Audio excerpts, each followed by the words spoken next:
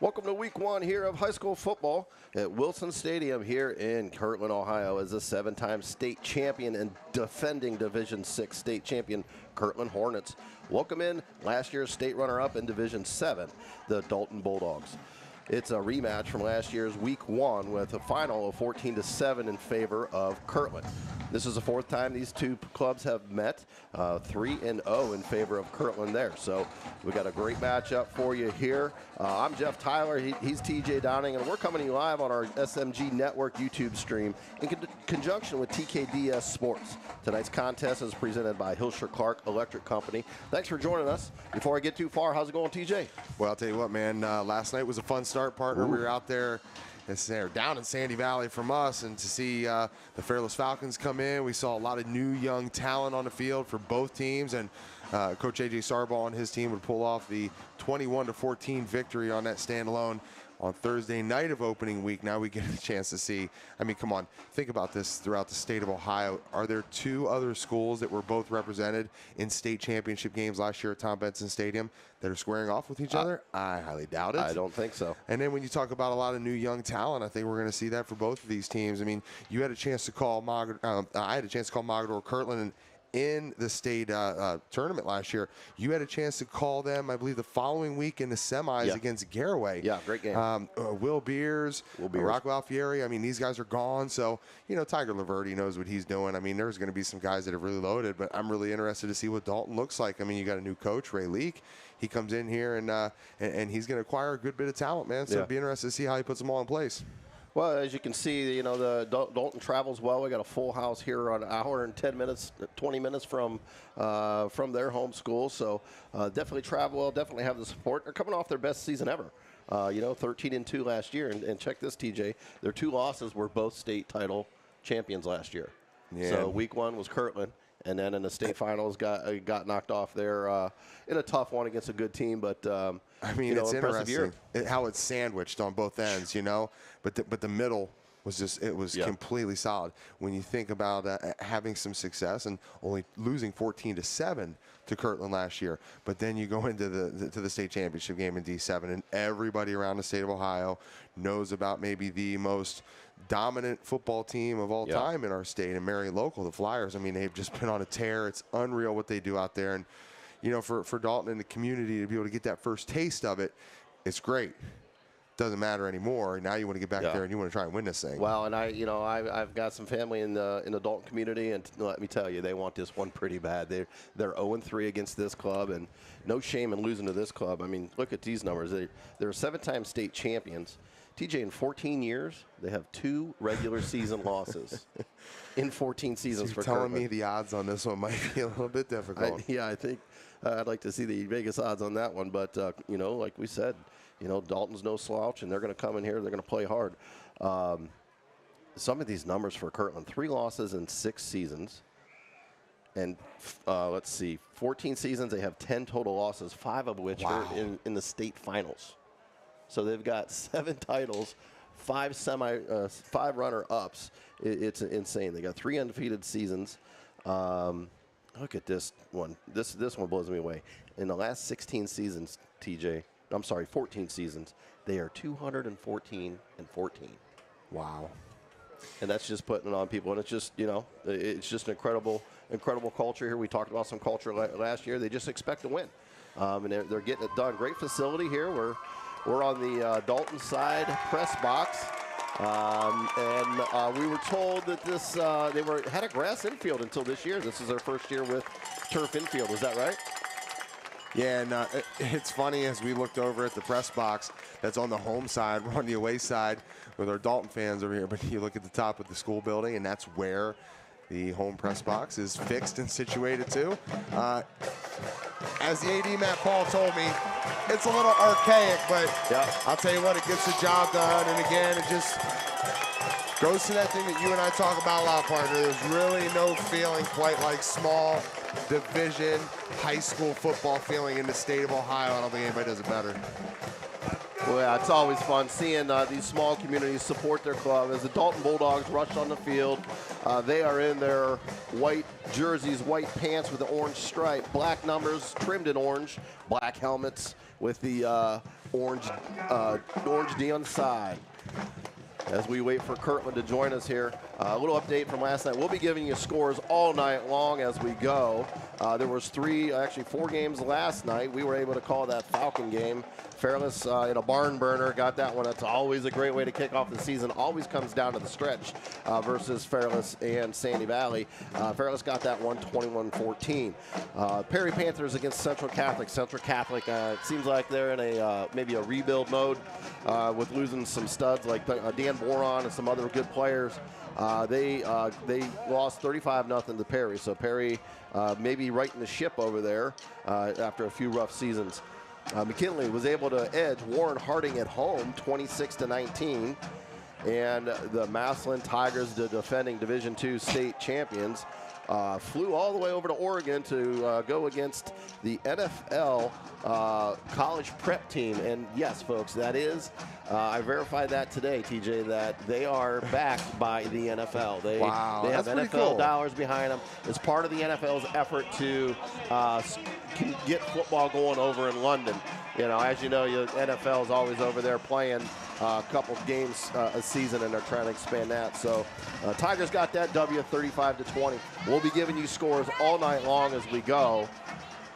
And before we go too far, I'm going to definitely thanks to a few sponsors. This one is brought to you by Hilscher Clark Electric Company. We'll have, by the end of the night, TJ, we're going to decide. We had a tough decision last night. Ooh, couple guys, man. But we'll get to the electric player of the game here by the end of the evening, and it's not always easy for us with that one. Yeah, I'll tell you what, man, I got to tell you, we talked about a little bit here before we got on air that Cohen Riggenbach, number 50 for Dalton, who I had a chance to kind of follow him extensively as well in the state tournament for wrestling last year. He made his way down to the Schottenstein Center, but, you know, really after leading his team in the fall, getting them into the state championship game, and you see him, he's just kind of stalking the sidelines, going back and forth. He's down there with Coach Ray Leak right now. You know, you see him spend his time at Cambridge. He's back on the sidelines here for the Dalton Bulldogs for the 2024 season. So that's going to be fun, man. But you check out number 50. I mean, it's few and far between, partner, where I get to see a guy with a big boy number on that wins Hilscher Clark Electric Player of the Game. Number 50, if you check him out down there, he might be that guy that has the ability to not only affect it offensively, but on both sides of the ball, defensively. Let's see what he brings to the table. We did last night give it to a defensive end last night. Jake Snavely got to shout that boy out. Man, he had a monster game. Took that over to DN. Had 2 monster sacks down the stretch, and that almost pick 6. Got tripped up at about the 4-yard line there, but yeah, he just took that game over at one point. Dalton did win the toss here, and they elected to receive. They're going left to right on your dial. And Kirtland is in their home. Color rush, all blues. TJ, I love to see all blue uniforms with clear white numbers. Blue helmets with the Kirtland on the side. So going to be a good one here, folks, tonight. Filling up. Both stadiums are packed, and look at this, TJ. We got some standing room all the way around the fence. This is going to be exciting for week 1 for Northeast Ohio football. Yeah, it is. And I'll tell you what, Jeff, right after we get a chance here, after the opening kickoff, actually, we can go to it now, man. Let's check in and see what Coach Ray Leak had to say, man. Some good stuff. Down here for the SMG Network up on the campus of Kirtland local schools here as the state runner-up from last year in Division 7, Dalton Bulldogs, getting set to host the state champion, the Kirtland Fighting Hornets. Coach Ray Leak, man, joining us here now. Last year, you weren't with this program. You were down in Cambridge. As you come and take over a team that is a state runner-up, what were kind of the first things that really stuck out to you as you got in the locker room with the guys, got in the weight room with the guys over break from winter to spring? What kind of really stuck out to you about the group? Yeah, just the way they work day in and day out. You know, they're not satisfied getting to the state game last year. They're still hungry. The leadership here is great. The older guys take the younger guys under their wing. You know, the expectations, you know, through the roof right now. So just real excited to get week 1 underway.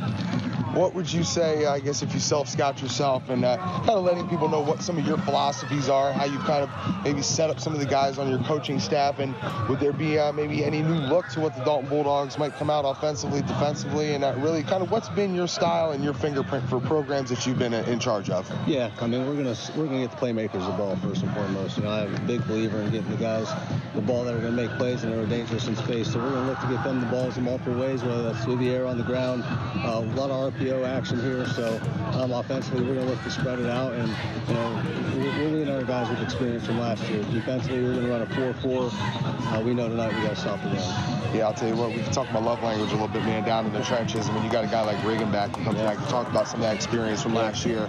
I mean, he's definitely a guy, both sides of the ball, you're going to be able to lean on. Has he kind of stepped to the forefront as one of your leaders? Maybe talk about some of your captains and some other guys. Maybe they kind of surprised you coming out of training camp. Yeah, Cohen's one of our captains this year. Dude works hard. He's strong in the weight room. Great leader. Takes the younger lineman under his wing. Outstanding guy on the field, in the classroom, in the community. So he's going to be big for us on both sides of the ball. Our other captains will be Alex Hess, all-state linebacker last year. We're going to lean on him. Sammy Tomlinson, electric with the football. He's going to be our running back. Brady Hignite, a wide receiver DB for us. Great hands, outstanding person. So those are some of the guys that we're going to lean on, as we go throughout the season. It's a monster opener for week 1, right? I mean, when you talk about these two programs, what they were able to do last year, obviously it's a brand new season, but I mean, all around the state of Ohio, I don't know if you have two teams that are matching up that were in the state championship games last year down at Tom Benson. So, I mean, what were some of your messages to your guys, not only through training camp and this week, but these guys got off the bus here today getting ready to take on Kirtland? Yeah, we knew what we were walking into. Kirtland's a heck of a team. Great tradition as Dalton has. Might be the game of the year, game of the week here at least this hell of a game last year. We won. Absolutely, yeah. It's a 14-7 game. Kirtland's going to bring it, so we got to be ready right out of the gate week 1. Coach, best of luck to you, man. Stay healthy and get after it. Appreciate it. And we are almost ready for kickoff here, folks. 12 on the clock. We had a kickoff there. Now a re-kick on a penalty. They're going to go from their own 35 now. Kirtland going right to left on your dial. Back to receive for Dalton is Coy Langer.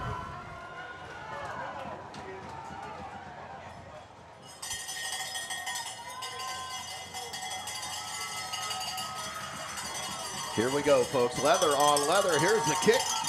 And it's a deep one. Brought in by Langer. Langer's going to pick it up. He's going to go up the middle. He's going to cut right.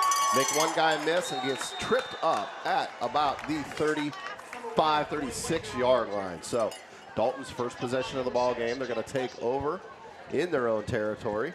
As you heard Coach Ray Leak there for that TJ interview here a moment ago, they're going to look on offense to go do some RPOs with their young quarterback. Let's see, Carter Hignett. Yeah, I'll tell you what, keep your eye on Brady, too. His brother, Brady Hignite, had a huge year for the Dalton Bulldogs last season. Here's the snap, handoff off, left tackle, brought down right away. Sammy Tomlinson, stud returning running back and captain as well. Going to bring up second down. 2nd and 7 on a 3-yard gain there. Had a nice drive up here, TJ. It's beautiful up here. Yeah, great area. Great not too far off the highway. Here's the drop back, thrown over the middle, wide open, caught. First down, Dalton. That was brought in by Caden Russell, another captain. I think the one thing you're going to really appreciate if you're coach, you don't like seeing your quarterback take big shots, but for Carter, to come in here just a sophomore, just took a big shot coming off from the defensive end, working across from the right tackle. So to be able to get that jitter out of you, quarterback's always going to take a shot. You don't know if it's going to be in the first quarter, fourth quarter, might not be until week 3. But get it out of your system right now. That'll allow a young quarterback to grow up a little bit. Man in motion, right to left, quick throw back to Tomlinson. He's going to juke jive and get about 2 yards after a hard hit there up the middle. Going to bring up second down now. 2nd down and 9 for Dalton.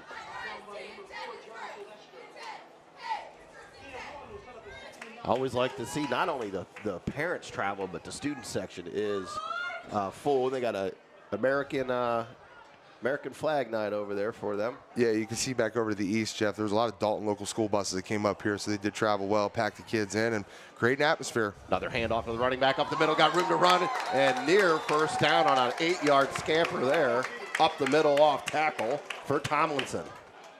I should have worn my Tomlinson jersey, TJ. Now, listen, if you can rip off 31 touchdowns this regular season, you know, we can start talking about Canton. We'll call you Ladanian. Yeah, we'll invite you to Canton, get you a gold jacket. I mean, speaking of, you know, the your Glen Oak Eagles got a tough one tonight against Villangelo St. Joe. Yeah, Bo Jackson running the rock on the other side there. That's going to be a tall order. Man in motion, RPO, pulls it back, throws it. Oh, I think he got the first down, nearly made a guy miss and would have been possibly to the house. That ball was brought in by Alex Hess, another captain. As Coach Leak said, he's going to get his playmakers the ball. And so far, all 5 captains has touched the rock. Yeah, if you're All-Ohio as a junior, you're definitely going to be a big part of the offense. I mean, he was over there at linebacker where he garnered those accomplishments and recognitions. But, yeah, you're going to see a big, heavy dose of him throughout the evening. Another drop back throw over the top, brought in, caught, another great catch. First, it's going to be second down now and 5 on a 5-yard gain there on a great rollout. Threw a perfect strike to the right. 9:06 to go here, first quarter. Looked like he may have gotten to that marker, but from our vantage point, it's a little bit tough looking down, not being able to see where some of the bodies on the sideline will kind of camouflage it for us. Here's a snap again, throwing again, wide open, first down Dalton. Convert that second down. 8:49 and ticking. I like the no-huddle style. Get the little a la Ohio State. Stay out there. Get the signal from the coach and go. Keep it rolling, man. Keep that defense, especially if it's a defense like Coach Tiger Laverty and what they've done, man.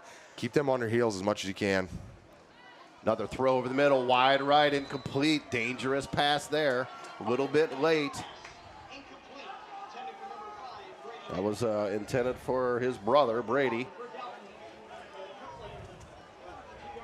Boy, TJ, this is the, let's see, last night we had 2 sophomore quarterbacks, looked really good, really poised. Now we got another sophomore quarterback here at Dalton with Carter Highnight. Lots of young talent. It's amazing how much better these kids are at a younger age at the QB position. Deuces left, deuces right, drops back, looking, thrown over the middle of the tight end, complete. And they're going to convert on their 4th down. That was 4th down. I thought they got first on last play. But they went for it on 4th and converted. They're now into Kirtland's territory at the 30-yard line. Tomlinson off the right hip of Hignett. Deuces left, deuces right. Man in motion right to left.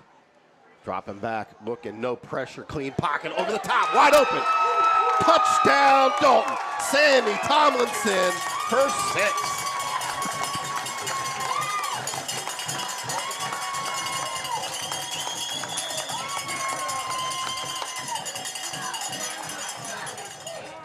Great play call there after converting that first down and taking a shot over the top.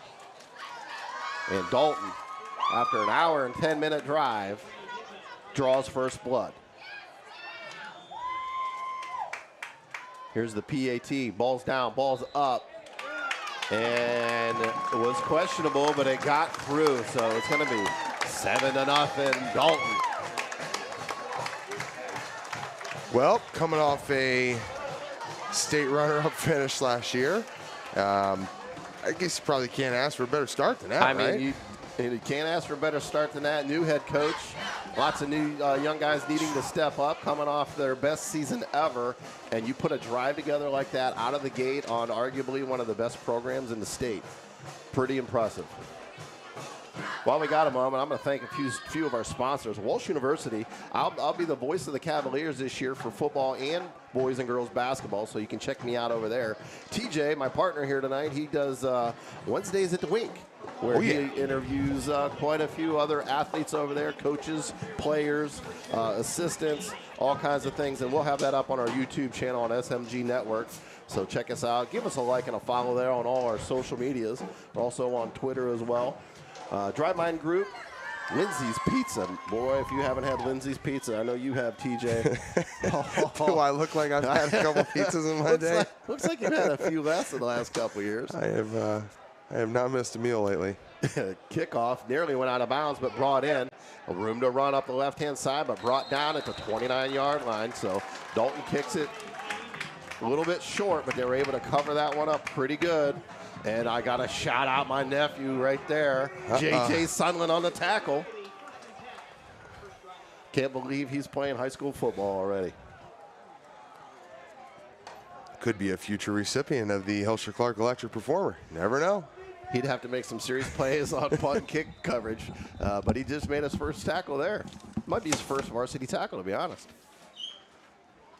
And now Kirtland's going to go right to left. I expect, like last year, a no-huddle style offense. We'll get to know some of these young lads. I know this Jack Laverty was pretty instrumental last year in their W, and throwing to Will Beers. That kid was all. Where did he end up going? Did he go to? Is he playing college ball? Do you know? I am not 100% sure, but I'll tell you what, it did get fun saying just beers all night long. You just beers. Am I crazy that he's going to maybe go to Walsh? I believe you might be correct. I think he is. That'd be a big pickup, and kind of he looks a lot when he plays like Will Butler from Lake. Yeah. Kind of same body stature. Quick handoff up the middle, made two guys miss, and he's coming downhill on that one. Picked up 7 on that first carry.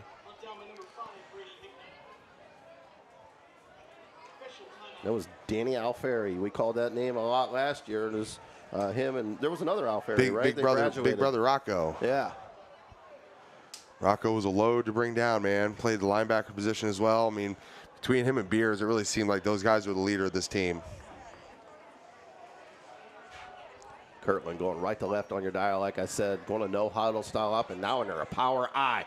Tried to hand it up to the up back, missed the handoff, but pulled it back, took it. He's gone. He's to the right. He's going to the 40, the 35. He's got a man to beat. Jukes, jive, stiff arm, and brought down all the way into the Dalton's territory at the 15-yard line. TJ, that was a busted play. He tried to hand it off to that middle back in the power I. Didn't get it there, so he pulled it back, bounced it outside, and put on the jets and got nearly a touchdown out of that one. Quick hit play there. Now, Jake Laverty, under center again, hands it off to Alfieri. Alfieri takes one hit, bounces it outside. Touchdown, Kirtland, 7-6.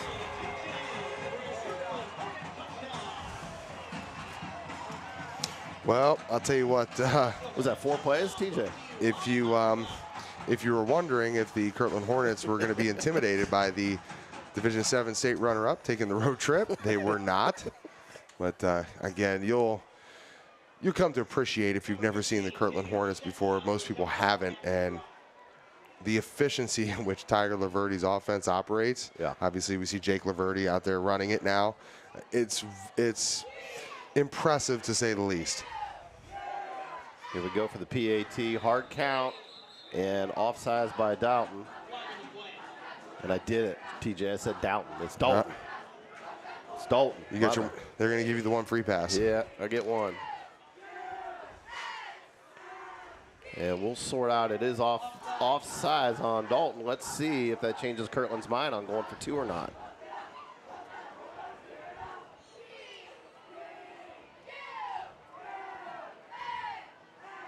We're about, TJ, you're about ready to start up the pro football luncheon over there, right? The Hall of Fame you know, we're going to have my old ball coach coming on Monday. Jim Tressel's going to be in the house. Got some great speakers all year. You know, one of the things we try and do, since I was named one of the board trustees over there 2 years ago, is constantly get new people in there to come in and share their messages. It's not just the same old, same old. We do it for 35 weeks, almost like it's like bowling season, you know? Yeah. We have a lot of different coaches come in from around the state of Ohio. We have some nationally renowned names as well. You know, and if you think about it, the $40 membership fee that you pay, you get free access to the Pro Football Hall of Fame all the time. Wow. Anytime you want. That's $28 every time you go there. You also get entrance to Walsh games, Mount Union games, Malone games. So free tickets to wherever you want to go to those games. It's well worth the price of $40 for the membership. Awesome. And while we were chatting it up there, Kirtland did decide to go for 2, and they tripped up at the goal line and didn't get in there. So a good stance at the goal line there for Dalton. Going to hang on to that lead, 7-6 after Each team has had their first possession. Also, go ahead. Do you feel like almost any time the rush team on the extra point jumps offside, is it just go through a coach's head that we're closer now, let's go for 2? It seems pretty standard. That's the thing. I mean, what if they get it on like the half-yard line? Don't they? So I'm sure, all the analytics say you got to go for it at that point. Whenever you take 4 plays to score, you got to figure you're going to put some more on the board too. So, we should be all right. We should be all right. But Dalton's here to play as well as they take after the lead, 7-6. Still going left to right on your dial as the sun starts to drop here for us. Gorgeous, gorgeous evening here in week 1. As I said, we've got folks out all over the place. We'll be able to give you some score updates as they happen. Got a few of our friends up there. I'm sure the wife and such are up there for the Golden Eagles as they're getting set to take on. You remember CVCJ? You said that. We're also going to get a chance to get some updates from our guy Jamie Falls tonight. He's over there at Hoover as they're hosting Buchtel. Nice. And here's the kickoff. Brought in, going up the middle, looking right. Jukes jives and brought down quickly after a decent return again. Gets it out to about the 35-yard line again. Also want to thank our friends over there at CH Vallis and Associates. Give Chris and his team a call for health, life, coverage. Got a trucking company. He insures that. He insures just about everything out there. Great people, great company. Give them a call over there in Canton, North Canton, actually, at CH Vallis and Associates. 7:10 to go here, first quarter. Second possession for Dalton. Thanks for joining us. I'm Jeff Tyler. He's TJ Downing. Old 7 Deuce and the Natural together. Here we go.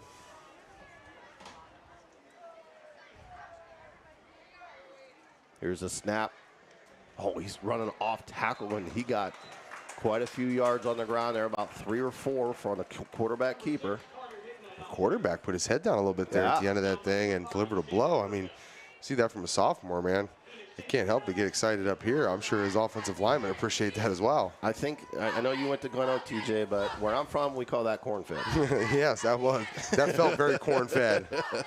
Straight from the Dalton Dairyette. Dropping back now, looking, throwing, over the top, tipped, up in the air, and it's brought in, intercepted by Kirtland, and it is confirmed. Threw it into double coverage. Receiver went up, looked like it got through his hands, bounced off his helmet, straight up in the air, and a Kirtland defender, I didn't get a number on that one, dove in there, fingertip catch for the INT, and now what we said last night, TJ, you got to control the rock, you got to avoid turnovers, and on their second possession, Dalton turns it over. Yeah, Ryan Kamey, the 5'9", 150-pound junior who played a big role as a sophomore last year as a receiver, not really on the defensive side of the ball for Coach Tiger Laverty. He gets the interception. And you mentioned, man, you're going to have mistakes with a sophomore quarterback. You don't want to see him come that early, but that's one of those that wasn't a bad decision, so to say. Just got kind of unfortunately tipped around and goes the other way. A quick handoff on a jet sweep with a lead blocker. Got hit. Was able to get 1.5 yards there. On the first carry there is going to bring up 2nd down and 9 for Kirtland in territory of Dalton at the 45-yard line here. Gorgeous night, great turnout. Can't beat it for week 1, man. Oof. It feels like week 2 since we did a game last night. But that's cool. That's the 3rd year I've got to get to that Fairless-Sandy Valley matchup, and it's 3rd year in a row. It's come down to the last possession. We'll tell you about that more in a moment. Another one, man in motion right to left, quarterback keeper. He's going to pull it back. He's going to take off, make a guy miss, make 2 guys miss, and brought down finally at the 22-yard line. Laverty pulls another one down and takes off with it. Brought down by Trenton Hurt, senior for DB for Dalton. We got some of the Hurt family members right here in front of us. It's like big number 52 and also brother, sister. You see all the family coming out. It's just, it's one of those things we talk about, the representation of, and what that does for a community, you know, getting to a state championship game. Not to say that Dalton's ever been a slouch, but it just, at this time of year, it just breeds camaraderie inside of the community to get people out. Yeah. You know, especially post-COVID, everything that we went through, to see the stands being filled again, it's what the players out there putting on a show deserve. I think that's what makes high school football so special. There's always just a buzz in the air, isn't it? It's just, can't describe it. Now, a quick pitch to the right to Tomlinson, and he's got a few yards there, brought down. And it's going to bring up 3rd down and short now for Kirtland.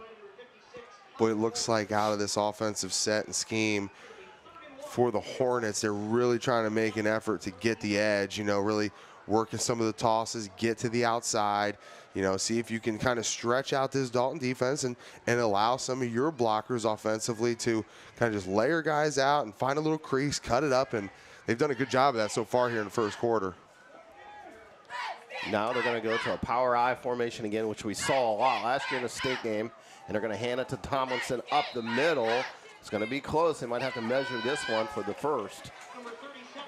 And it is a 1st down, Kirtland. They were able to get it. TJ, we saw that last year a lot in the semis and the finals, where when they need tough yards, they go to that power I, and they have their choice of who to hand the rock off to. Makes it tough to defend, especially in a short yardage situation. 4:13 to go here, first quarter. Here at Wilson Stadium in Kirtland, Ohio. Great matchup. Thanks for joining us. Laverde under center. Little misdirection handoff and got a few yards, nearly a touchdown. Brought down short of it. Little pitch to Jack Lessick there. Another captain. I'm seeing a theme, TJ. Yeah. Get the ball to one of your 6 captains. Yeah, and almost a lot like what Coach Ray had to say, hey, give it to my playmakers. And they went to that power I again, and this time they called the QB keeper, and it's a touchdown, Kirtland. 12-7 now, Kirtland, and I would assume they're going to go for 2 again to try to get this a 7-point ball game. I tell you what, that doesn't look maybe not like a Division VI offensive line out there, does it? No, I mean, you know, and I get what we talk about with Dalton, that you're going to have, even last year they had a pair. I'm drawing a blank on the other guy's name. I believe it was Miller was his last name. And unfortunately, he got hurt in the state championship game. But between him and Riggenback were 2 studs on Dalton's line. You look like you got about 5 studs across that line for Kirtland. And they are going to go for 2. 2 in the backfield, a little toss left. The Laverde is going to take it and drop short again. So they put Laverde in a wingback there. And toss left and short again. So another successful stop on a 2-point conversion for Dalton. Also want to thank H&H Truck Parts. Folks, if you need anything truck-wise, big truck, small truck, they'll ship it. They'll do the work. Go see the folks over at H&H Truck Parts. TJ, they're up in Akron, correct? Just a little bit further, up off Rockside Road in Independence. And they're located at 5500 Valley View. If you get a chance to check them out online, it's hhtruckparts.com, and really all of your for your heavy duty equipment, your reman transmissions, differentials, driveline components. They are the driveline specialists, but everything down to just the small nuts and bolts of what you might need if you're looking to repair some of your older equipment, something that just might kind of be an odd and end piece to be able to find, something with that odd number on it, whatever you might be looking for. Those guys can get it done, man. Really good guys. Jeff Heater and Mark Harris been running that business for a long time, having a lot of success, and always big supporters of high school athletics in Northeast Ohio. So we thank them as we go. 3:36 here in the first quarter. 12-7 Kirtland as they look to kick off here, and they kick another one deep. Coy Wanger going to catch it. Going to run left, make one guy miss, made a second guy miss, try to cut it back up the center and got tripped up. And that was actually Gage Stitt on the reception there on that kick return. And Dalton's going to come out for their third possession of the ball game.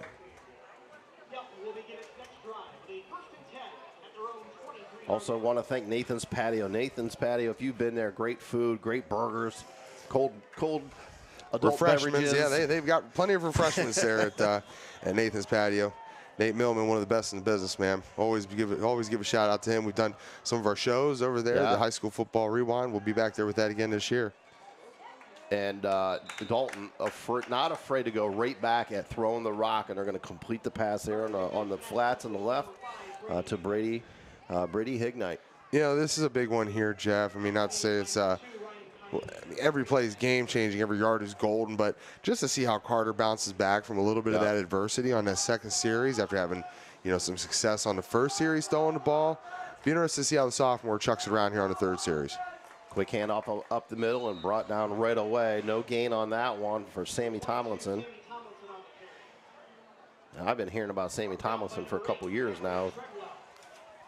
Definitely a good, hard runner. Well, you and I both know that as we talk about some of the big guys at the D7 level, if you've got 2 or 3 of them that are really good, most games you're going to be in it just because of that sheer factor. If you're going against other guys, and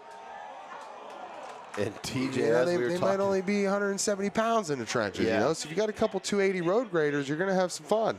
So, that in combination with what? Working together as a unit, from what you've told me, right, is really having those guys on the same page. I mean, you tell the story of, was it Penn State where you guys went, where you had to go do hand signals the following year just to understand what to do? Yeah, Happy Valley is not a fun place to go into when you talk about going on the road and not being able to hear because you got 110,000, 112,000 screaming Nittany Lion fans. And yeah, it was tough, man, but you got to think of creative ways to be able to deal with the noise. And a quick 3-and-out punt brought down right away for Dalton, so they cover that well. But once again, Kirtland has tremendous field position already in the territory of Dalton. Dalton went for a quick, on that third down, a little hitch throw over the top, had a man wide open, just barely overthrew it a little bit. So going to be 1st and 10 now for Kirtland's third possession of the night. Yeah, I believe that was Tomlinson who had him beat deep. And that's the other thing about a young sophomore quarterback is just kind of getting your gauge dialed in there. You mentioned, Jeff, earlier that how many different quarterback coaches are there out there? How many are teaching something different here compared to there? Are they a dime a dozen? Right. Some will say the better ones at the top are legit, but quarterbacks are being able to gauge and get their heat check in a whole lot earlier than what they used to be nowadays. Quarterback going to drop back throw over the middle, wide open, and dropped. A good delivery there for Laverde, throwed over the middle, right in the breadbasket, and put on a carpet. Casey, was it Karpov? Yeah, I mean, Tiger Laverde will tell you that he's one of those guys. He was over at Mount Union, sat behind a lot of different guys. I mean, one guy that's in the College Football Hall of Fame, Jim Ballard, and Jim will tell you that Tiger was he transferred out of Mount Union because of him. But there's nothing quite like going to a college, whether it's Division I, II, or III, and learning those intricacies, and it's allowed the game to grow even more. We've got such great coaches, not only at our high schools in Northeast Ohio, but think about that Mount Union coaching tree, what that looks like. Yeah. I mean, it's scattered everywhere from not only what Coach Larry Karras and his son have done. Now Vince is kind of stretched out. He's over Toledo with Jason Candle, who's another guy. You see Eagles coach. You got him. You got Sirianni, who's out there. Another one, Alex Grinch, who was down there at Ohio State and has been in Oklahoma. I mean, the list goes on and on and on. I'll tell you what, it's impressive. And I know we're excited to get some Walsh University basketball going back on again here coming up soon. And you got the football that I was able to do. You're going to step into that driver's seat this year. And, just a lot of great things going on over in North Canton on that campus. And you think about Malone. I mean, we're very fortunate with 3 major universities like that right in Stark County.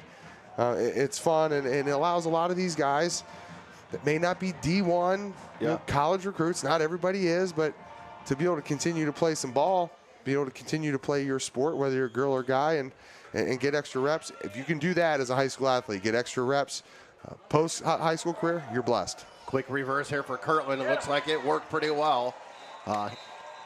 Little reverse handoff to Tyler Turk as he cut it up, went north, and got the first down for Kirtland.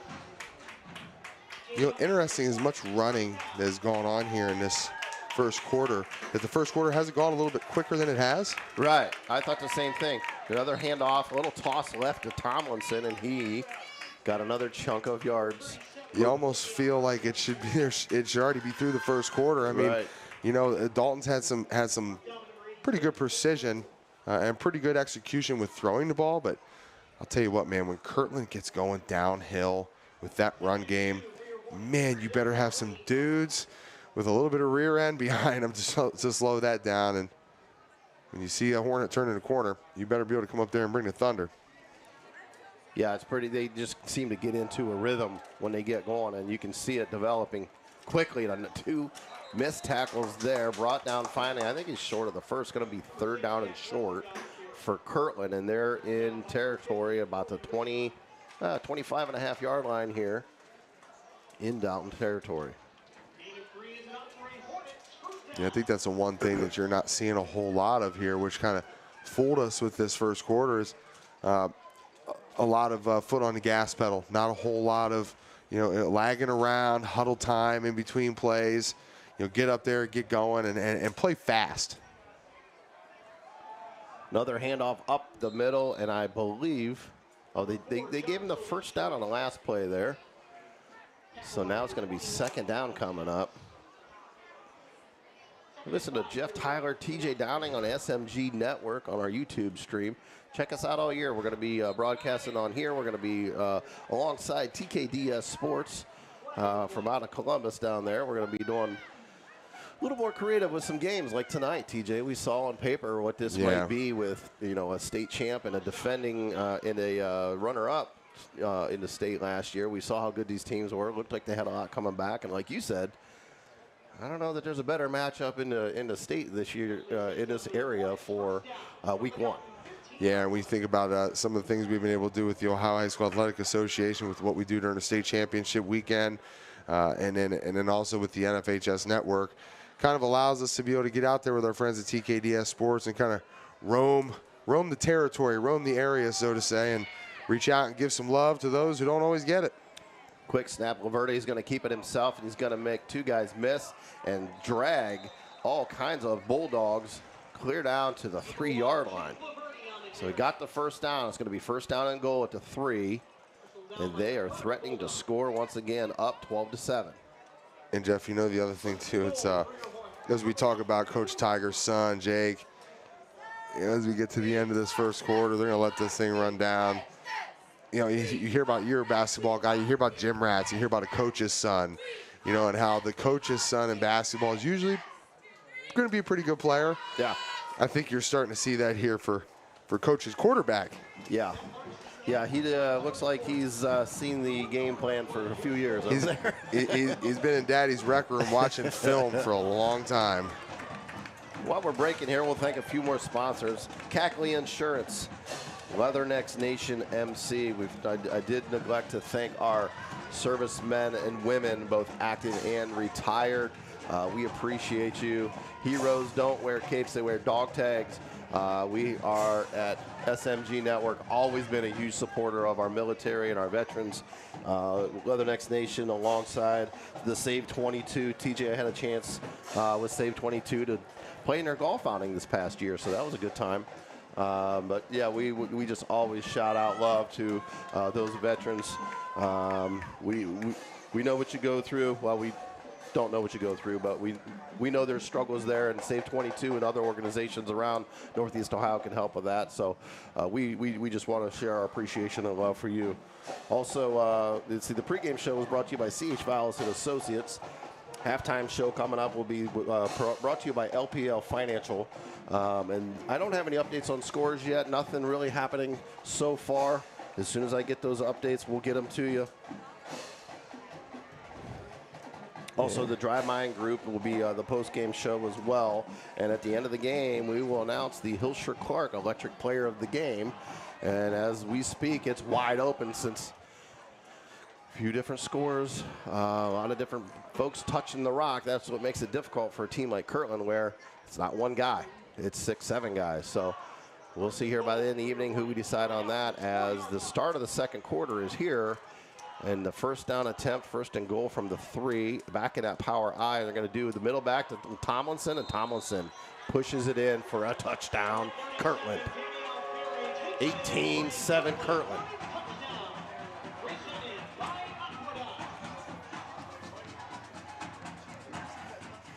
Yeah, Danny Alfieri's obviously a load, man. When you see 37 cross the line of scrimmage, you better be strapped up. And when he went through the A-gap there was just really no answer for Dalton. And you think Alfieri, Danny Alfieri, you know, some of the things he was able to do last year for this team, and kind of looking, as I was looking through some of his numbers at the state championship games last year, you and I had a chance to be up there in the press box during that game where they beat for sales, and they're going to go for 2 again here, try and get this thing going in the right direction. They do. Kind of missed that there on the cameras. I was chatting along here, but number 37, Danny Alfieri, 6 foot, 205 pounds, senior, knows what he's doing. He's going to be a guy that's just going to kind of hammer you here now as you see the score stretch out 20-7. Yep. Punched that one in pretty easy that time. We do have a few updates on scores here. In the second quarter, New Philly and Louisville are knotted up at 0. No score there. Lake and McKeesport. Lake is down 21-7 early as they will look to reload from a few good seasons here in the past. Hoover holding on to a small lead right now in the second quarter, up 7-6 over Buchtel. Smithville Smithies are up over Tuslaw 10-0. And that's in the second quarter.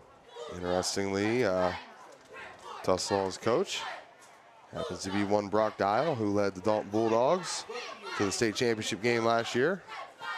So I know a lot of people here hated to see Coach Brock Dial leave. But you know, we wish him all the luck, all the best of luck there at Tuslaw. And they need a good leader at the top, man. I know they've struggled a little bit here over the last quite a few years. It's time for a coach like Brock Dial to get in there and maybe kind of change the culture of the program. And now the kick return is taken by the up back here for Dalton, and he's all kinds of moves. Looks like a penalty on the field, probably a hold after all of that. Yeah, that works in basketball. Yeah. But typically in the game of football, that's going to get some yellow flags coming out. Moving pick, if you will. Yep. Also, more scores. East Canton down 14-0 at the moment. They're losing to Toronto Red Knights. Padawan Alliance, no score in the first quarter. No score for United and Minerva. Zeros there. And quite a few other games without a score. Jackson is down to Menor 14-10. And that's in the first quarter, so they're coming out scoring quick. Northwest leading Norton 12-0. Memorial up 15-0 over the Knights. And TJ, it's already 21-0. Village of St. Joe's over the Glen Oak Golden Eagles. Ruh-roh. Yeah, ruh-roh. And a great open field tackle there for Laverde to bring down the Dalton Bulldog on a toss left. And I think when you talk about some of Stark County's teams that have struggled the most, I mean, obviously Minerva has had a run here that has been historic with the amount of losses. I think they were a 4-year stretch. I don't know if they won a game, maybe one at the most. Tuslaw struggled. St. Thomas Aquinas, they've struggled just to get the numbers out there. So I know Coach Henderson, being a new guy over there at St. Thomas, he's going to want to get some things rolling in a different direction. And Coach Tim over there at Minerva, and then Coach Brock Dial at Tuslaw, just trying to figure it out, man. Trying to figure out a way, just trying to get a win and turn one of them into 2, and you take it week by week. Yeah, and you know, I think that's what's so special about high school football is you don't get to keep these guys for 8-9 years like in the NFL and just keep re-signing great players. You got to figure it out with running with sophomores on your squad and how to get W's with new blood every year. It's what makes it unique and special to me.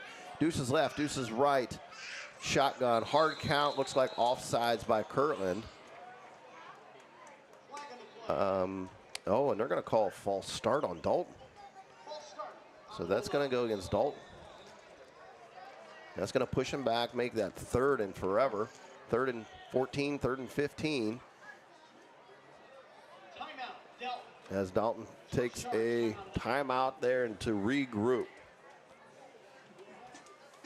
Hoover 13-6 over Buchtel. Yeah, like you said, TJ, that the Tuslaw has struggled. I think it's about 8 years in a row now that Fairless has knocked them off in the Blue Cup. You know, for years it was pretty close. You know, back and forth, and it's interesting, those rivals, how you see that go in runs. Like, you'll get an 8-9 year run one way, and then it swings back, and so that's always interesting to me. But you know, we know it's not you know, Ohio State versus that team up north, but for Fairless and Tuslaw, that's how it feels to you in your backyard and that rival. So.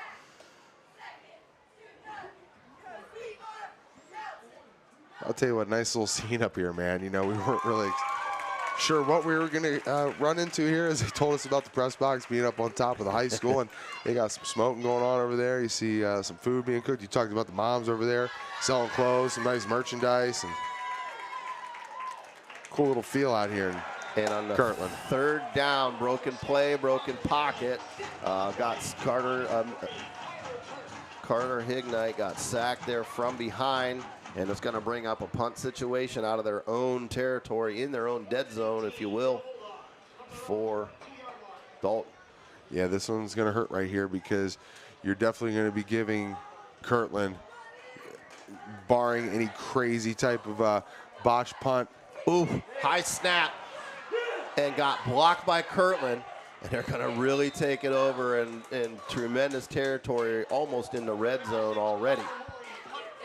Yeah, well, I guess where I was heading there, partner, was that if you were just able to get the punt off successfully, which they weren't, you were still going to be coming downhill from the 50-yard line. I mean, it wasn't going to be easy to slow. You did that 3 times last night, where you were kind of like, hey, they need to avoid this, and then it happens. It's you're starting to have some ESP over there. Yeah, I guess, you know, learned a couple things along the way. I got ESPN. I don't have ESP. You talked about my guy coming in there on Monday to the Pro Football Hall of Fame Luncheon Club, you know, Jim Tressel, and now all of a sudden you got me over here breaking down the fundamentals of the punt. Did it bring back bad memories? Yeah, I'd never liked punting. When fourth down came up, if we were 2 yards or less, I'm coming at Coach like, come on, man, line them up, let's go. No reason to be punting here. You know what, Tress played very conservative, but he would pull out a fake punt here and there. Sometimes it worked, sometimes it didn't. But conservative is the understatement of the year. And now Laverde is taken over as the running back here, as Alex Hess was under center. Laverde was the last running back there in the power I formation. Yeah, Coach Tiger Laverde is going to give you a lot of different looks here to kind of throw you off a little bit. You mentioned that number 21 here, Max Paul, he's gone under center. He'll work a couple guys, get a couple different reps, get a couple looks. And a good hard run there, probably a first down. Once it gets over to the right here, folks, our vantage point, it gets a little tough to know exactly what yard line they're on since we're kind of low. Really nice press box, though. I want to thank Kirtland for their hospitality. Yeah, Matt Paul, AD up here doing a really good job, and it's always fun to be a part of a program that's winning and having that success and seeing kind of what it does to your facilities. And you talked about it in the opener, man, getting a new turf field down here, and I believe a couple people mentioned, I don't even know if they had the track here back when they were up here before. And nice handoff up the middle again, stumbling down and flirting with that goal line. 8:44 to go here, 20-7 Kirtland, and Kirtland is threatening again to punch it in the end zone. Yeah, we kind of set our clock to this last year when my partner and I were over at Nordonia High School, Macedonia, Nordonia, home of one of my all-time great linemen, Rob Sims, 10-year starter in the NFL. But Mogador, we just kind of knew, like, if you don't get it, if you don't get that stop right here, it can start to get away from you. And that's how it feels here today. And another handoff up the middle. And heard the announcer say touchdown. I didn't see the officials signal that. With 26 on the board, so looks like another touchdown for Kirtland. 26-7, about to be 27 here with the PAT, assuming success there.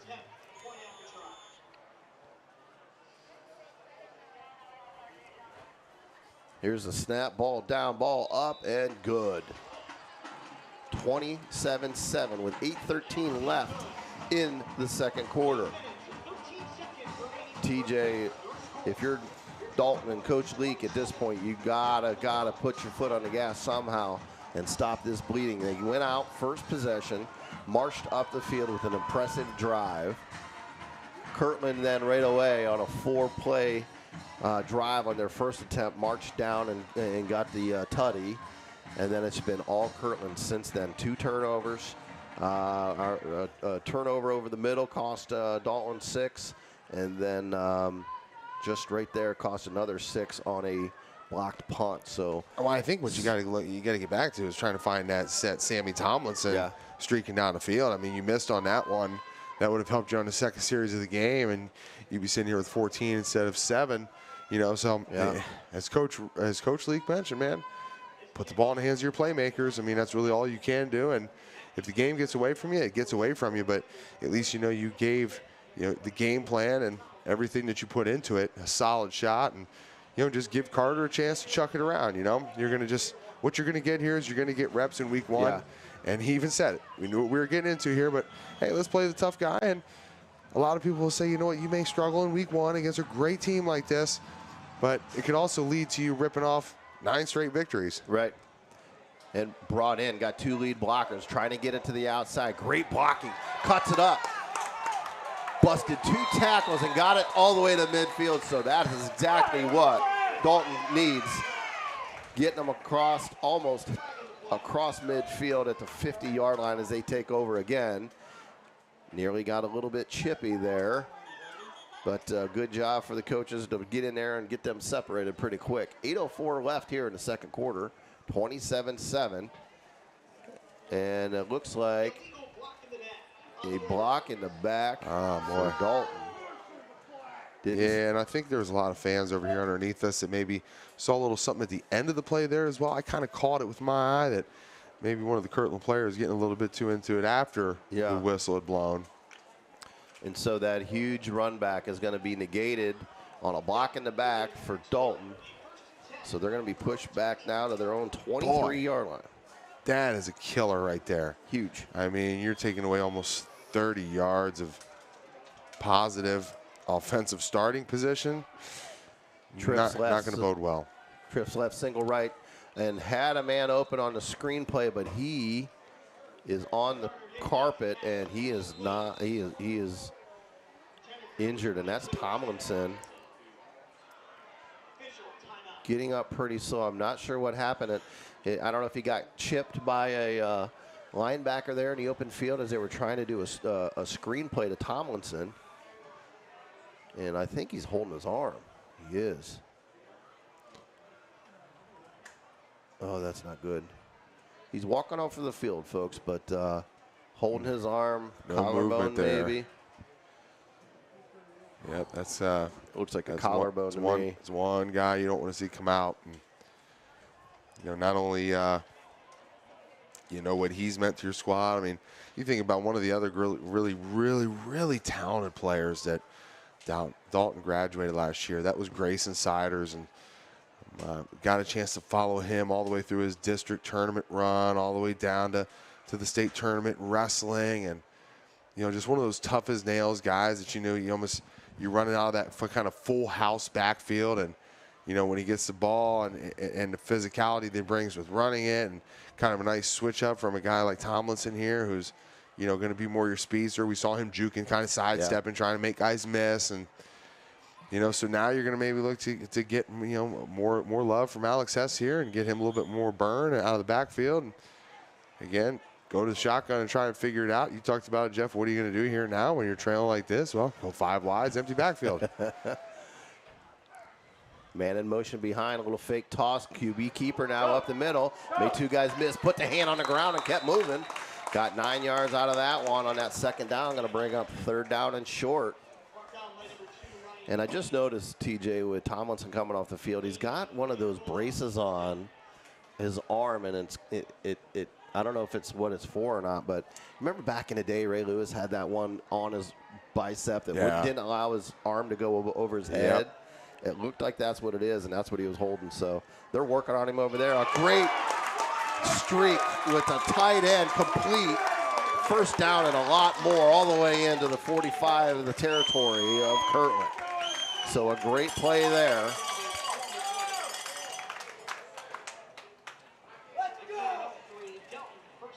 Dalton fans getting into it now. No give up on this side of the ball.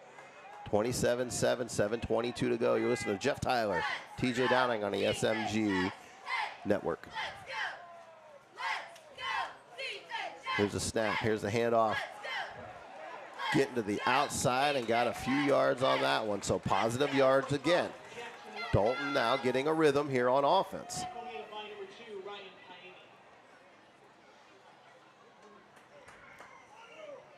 Inside 7 minutes. Like you said, TJ, that the clock just seems to be ticking slow tonight. Yeah, you would have felt like it's already coming up on halftime. It's not like we've, had a stoppage in play, really. Drop back, thrown to the right, wide left, incomplete. Had a man and had grass in front to roam. Green grass and opportunities, partner. You cannot miss those, especially when you're trailing 27-7. So those opportunities really, they're going to be at a premium now. And you're just not going to get a Kirtland team that is going to make a whole lot of mistakes. They're going to keep everything in front of them. They're not going to allow you to get those big explosive plays. Deuces left, deuces right. Man in motion left to right. Here's a snap, dropping back, rolling right, got all kinds of pressure. Steps up, but wasn't able to avoid the sack. And as Tomlinson still sits there, looks like they're going to try and completely maybe get those shoulder pads off, sitting down there on the bench. That makes it tough. As tight as these jerseys are, TJ, to get those pads off anyway. And then you got, looks like an arm or a shoulder injury to try to get that off, or they're doing a pretty good job of it. And you got Mom coming down there too. That's always one of the deals there. I know you have the old lady at home that has sat there in many a stands, and I'm sure you probably had to sit there and feel every nerve and every hand clenched there when your young man goes to take a shot, and you just wonder, you just always hope in the back of your head, there's always a chance of injury. And especially the way Luke played. I mean, he stuck his head in everything, and middle linebacker, running back, so he was getting contact on every single play. And it scared to death to watch it. Nothing more fun than watching your kid play high school football and being successful, but it's also a scary proposition because you know what can happen. Yeah, anytime you step between those white lines, bad things can happen. I mean, we've seen, I was, one of the toughest experiences I've ever been through was seeing a teammate get paralyzed on the field, and still to this day has not left a wheelchair. Who was that? That was Tyson Gentry. And Laverde is going to keep it, and he's going to house it on the first play of that possession. And it's now 33-7. Kirtland.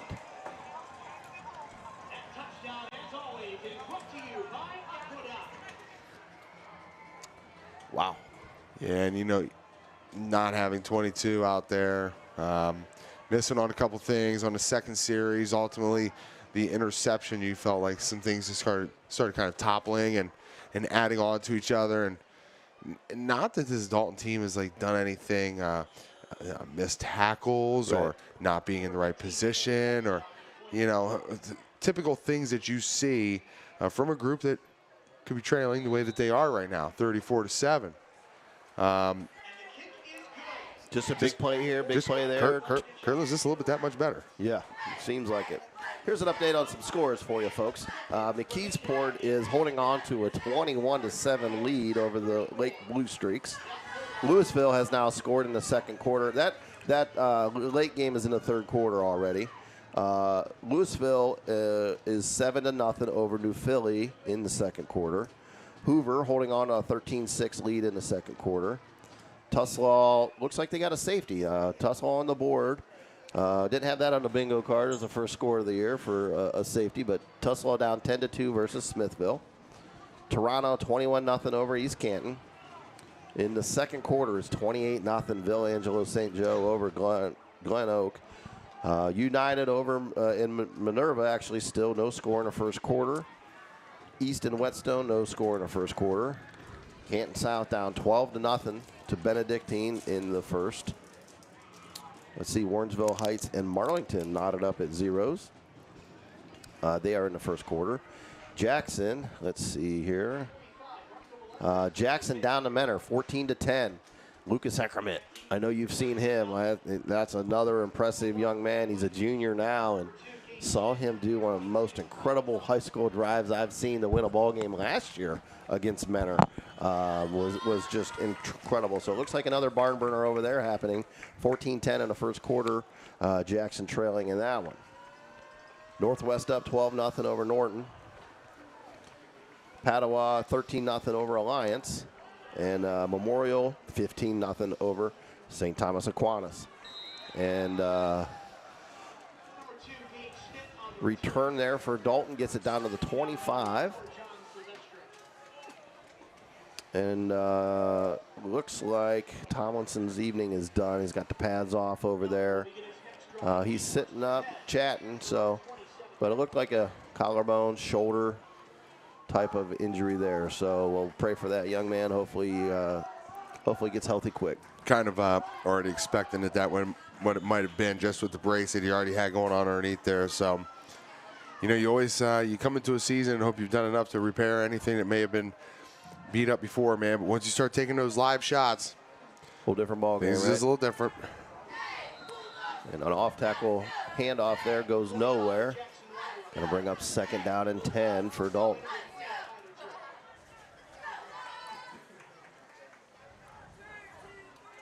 Week 1 here, Northeast Ohio high school football.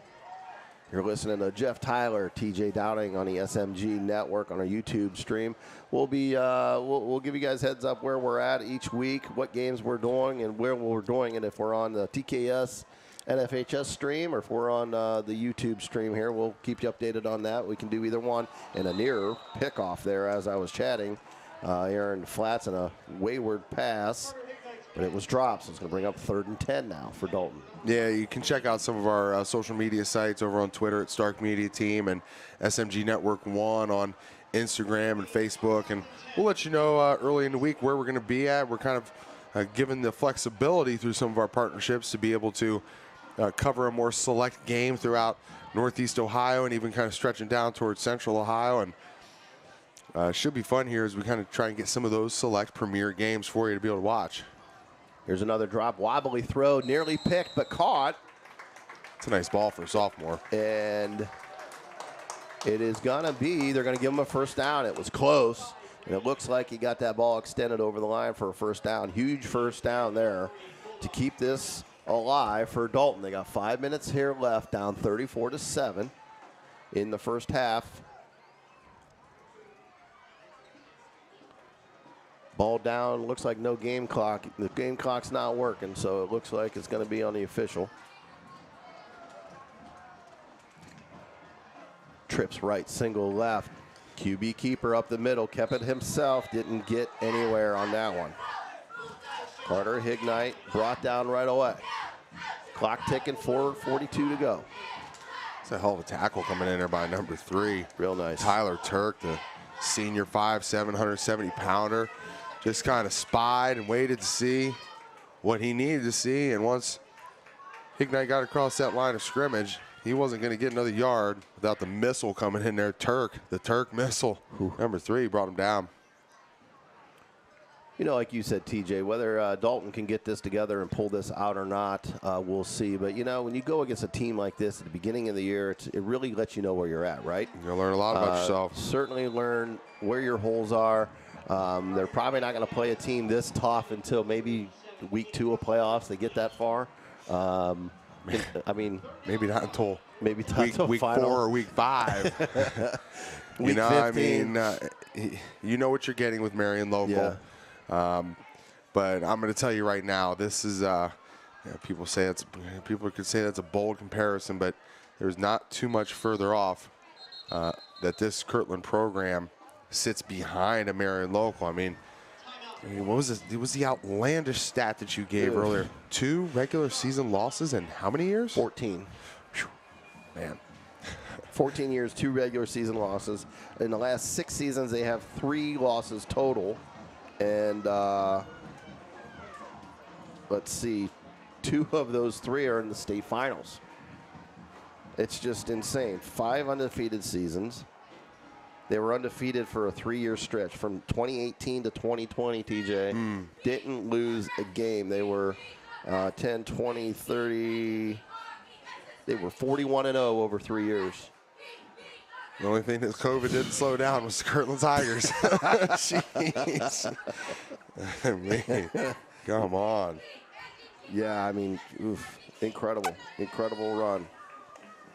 And what's incredible is, so like in 2016 they had 2 losses. That was one of their regular season losses to Cuyahoga Heights. Yep. And then they lost to Cuyahoga Heights in the playoffs. So I think Cuyahoga Heights just had a monster of a team there that year. They blowing out everybody.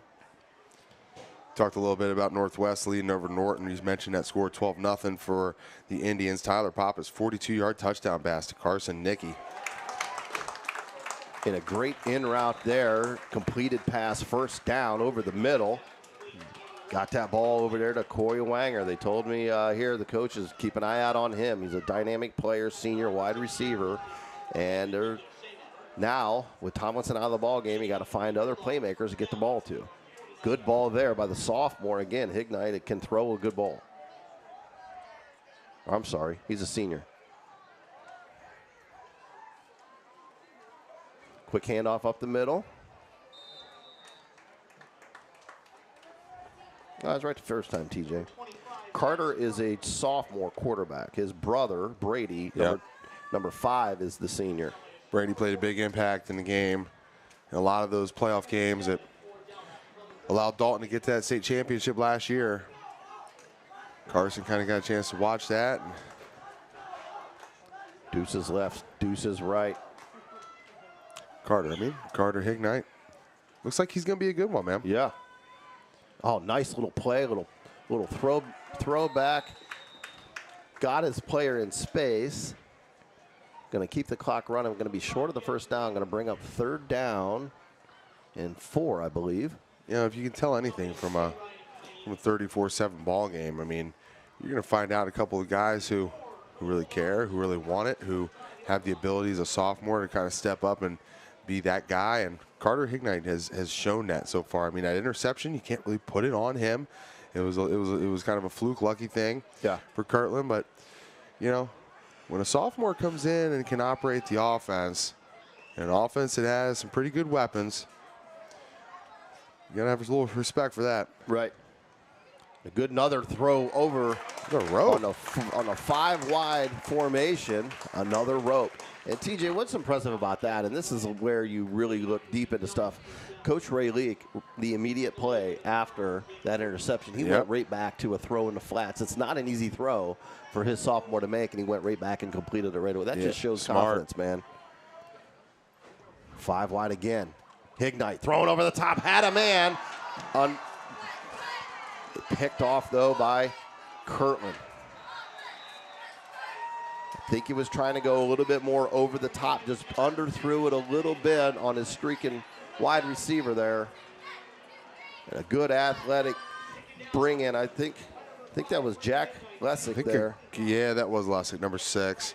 You know, you were talking about kind of that relationship there between quarterback and coach, and you just saw Coach Leak. First thing he did was went over to Carter and said, look, did you see what you missed down there? You know, you took the shot there where you could have gone underneath, and, you know, maybe something would have worked out a little bit better, and we'd still have the football. But, you know, gave him a little slap on the top of the head and said, you know, hey, you've got to be willing. The coach has got to be willing. Wow. I don't care how good of a sophomore quarterback you have. Yeah. You've got to be willing to roll with some of the growing pains, because it's not going to be all sunshine and rainbows. And I tell you what, TJ, how much has this game changed? Not only from when you played, with not only the offenses that these teams are running at a D6, D7 level, these teams going 5 wide, slinging the rock a lot more. And what did we see, like you said, as soon as Hignite come off the field, what did they do? They handed him an iPad, and he's replaying the pick he just threw to see what he missed. It's the technology, the way they call games now at every level is just quite impressive.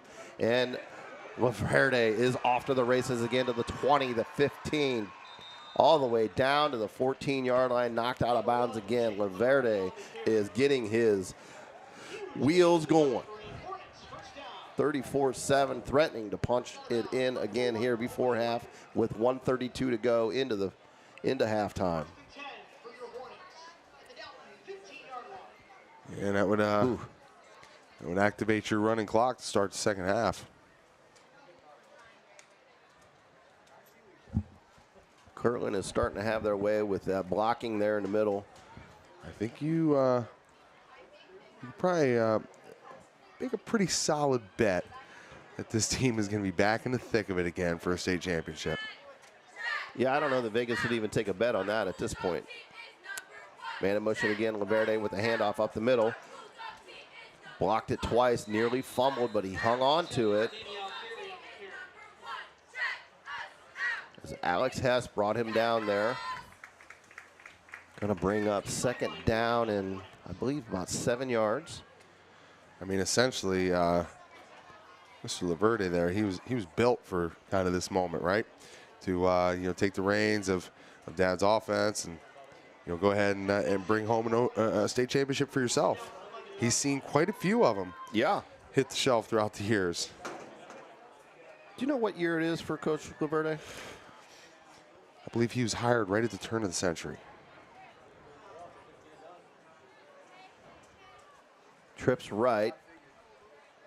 Laverde drops back, got a man over the top, throws, nearly picked off, and it is. And I don't know if he was in bounds or not, but he did pick it off. No call yet if it's an interception or it is intercepted in the end zone. So Laverde wide left pass was intercepted. Couldn't catch a number there on that deep corner. Corey Wenger on the pick. Corey Wenger stepping in front, getting that pick. Huge pick there, 37-6. They got 51 seconds left to go 80 yards and try to get some points on the board and regroup at halftime.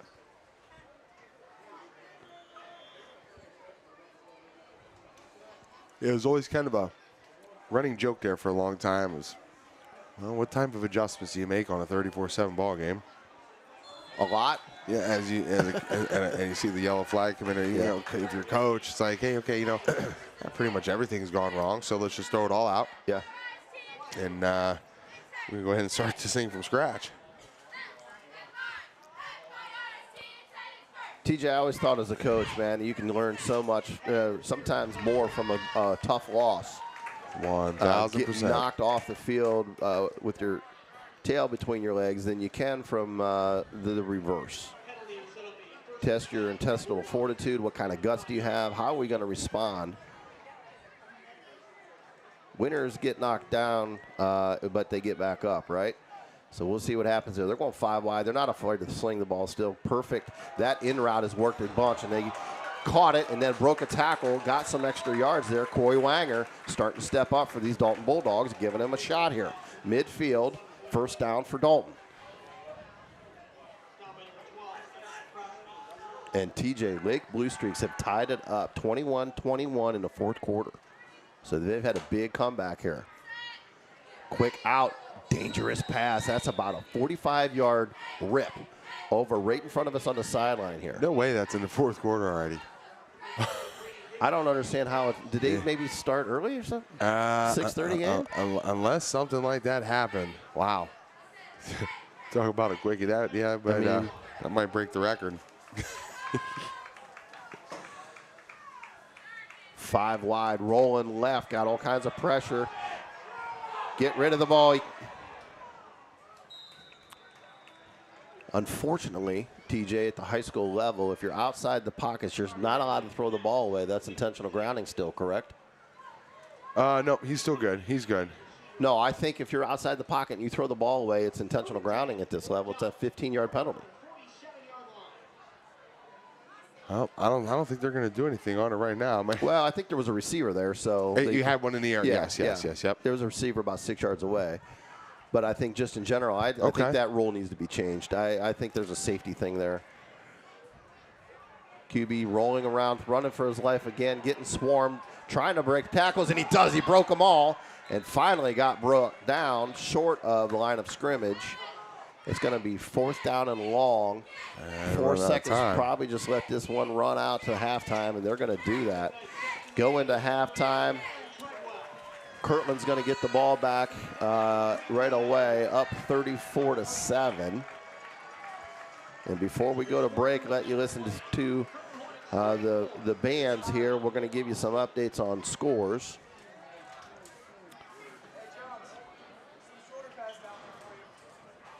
And as I said, in the 4th quarter, Lakeview Blue Streaks tied up 21-21. Tuslaw at half down 10-0 to Smithville. Also at half, Northwest up 12-0 over Norton. Jackson looks like they put a field goal on the board, and they're down 14-13 to Menor. That one's going to come down to the wire again, I'll bet, and that's halftime. Hoover down 14-13 to Bookdale at half. New Philly and Louisville. New Louisville's up 7-6 as second-year coach over there from I forget his last name. Anyway, Mount Union coach. Chris Kappas. Kappas, thank you. See if he could get that program turned around. Toronto over East Canton 35-0 in the 2nd quarter. So looks like a running clock coming second half. And unfortunately, TJ, I predicted a possible running clock for our Golden Eagles. Village of St. Joe is 35-0 still in the 2nd quarter. Dalton Jackson comes out in the second half of that one. East Canton 0, Whetstone 0. Canton South losing 12-0 to Benedictine. Marlington and Warrensville Heights knotted up at 0 in the 2nd quarter. Let's see what else we've got. United 13, Minerva 0. And rounding out your local scores, Memorial 15, St. Thomas Aquinas 0. Thanks to some of our sponsors. Hilscher Clark Electric Company is a title sponsor for us. They've been with us from the beginning. Always been good to us, good people over there. Putting the lights on over there at the Hall of Fame Village. Good people. If you need anything, give them a shout. We passed that Amazon facility that on our way up here. They did that Amazon facility. They do Facebook server farm facilities. I mean, it's not just, wiring up electric. I mean, the full data scopes of things and what that entails. I mean, so, to be alongside, companies like Amazon and Facebook for a company just, some say little old Hilscher Clark from Canton, Ohio. It's not little old Hilscher Clark anymore. You talk about over 600, 700 field technicians, multiple locations, now multiple states with a facility down there in Fort Myers. They do it big, and you gotta love this too. You see one of the football players is actually a band member on the tuba there out for the halftime show. So pretty cool little thing there. You don't see that much, but it's great what they've been able to do and really allow us to grow alongside them, and with us going down there and kind of representing and showing support for the Pro Football Hall of Fame Enshrinement Parade, the festival parade. They always do a great job down there at Conley's Garage, big party. Refreshments, food, everything going on for all of their employees and some of their fans and some of their workers. It's been fun to see. We do the state tournament a lot for the OHSAA, and Cale Snare, whose father has worked there for a long time, was able to make a huge run all the way into the finals last year. So to see not only their family members, it's really what it is. I mean, it's family first. I mean, it's all the things that Hilscher Clark stands for, and great people at the top from Mr. Floyd, John Feather, and our boy Tim Arnold, who's a part of that, and the one they call Padre, David Cunningham, getting it done. Those guys are members of that Leathernecks Nation MC, and one of our other good friends that we want to talk about that we're bringing on here, Matt Robinson, him and his guys, Matt, Randy, and John. RoosterTailSeasoning.com. That's Rooster Tail Barbecue LLC. They're going to be out in Hartville at the Hartville Hardware Store September 21st. Again, you can check them out at roostertailseasoning.com. I mean, they've got their product on the shelves at places like Kishman's, IGA, and Minerva. They've been able to win different competitions, like one down in Sugar Creek, Ohio. I believe that was the Colway Green Egg, the Egg Up Fest. You know, they do a lot of stuff, man. And you know, we know how smoking and barbecuing, it's really it's become more and more popular with some of the technology things that are out there.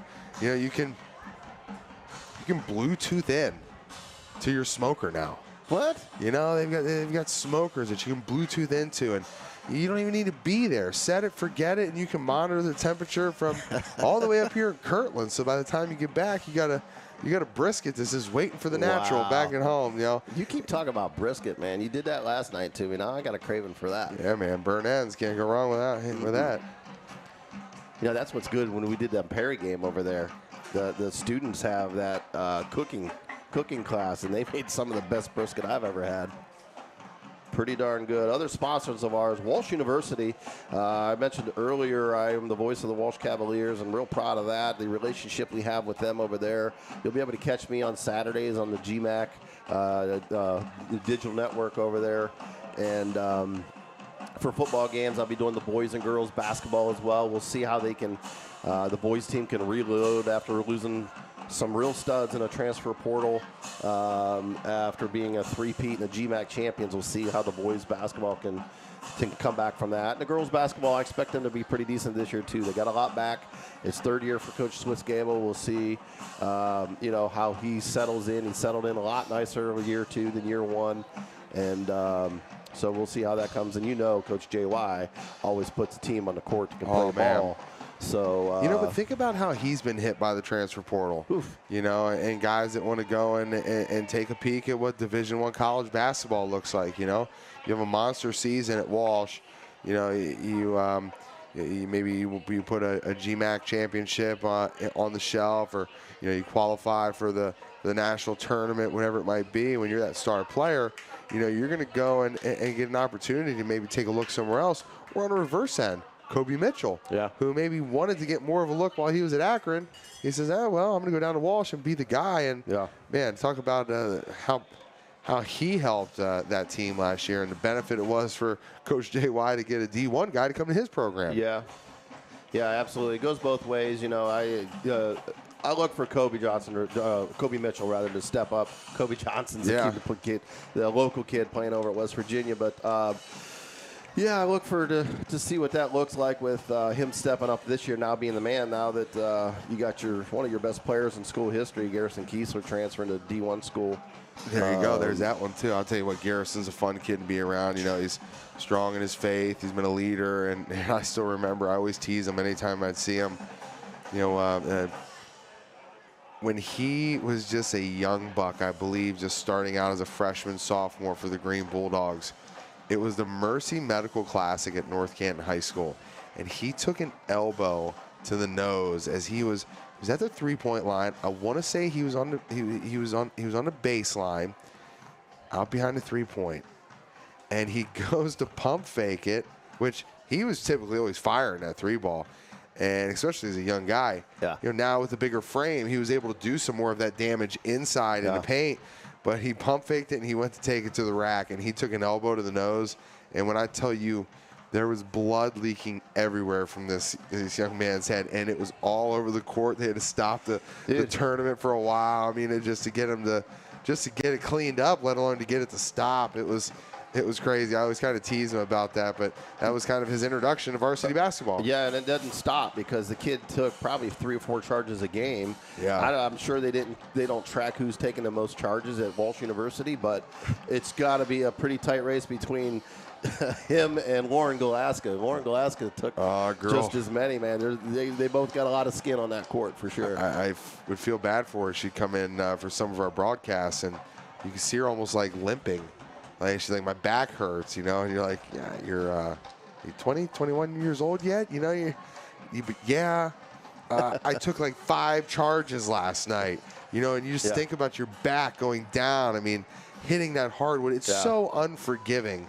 You know, I don't think people understand. You know, we always talk about would you rather play on turf or would you rather play on natural grass? And I was always a natural grass guy, but that was because the turf was so crappy.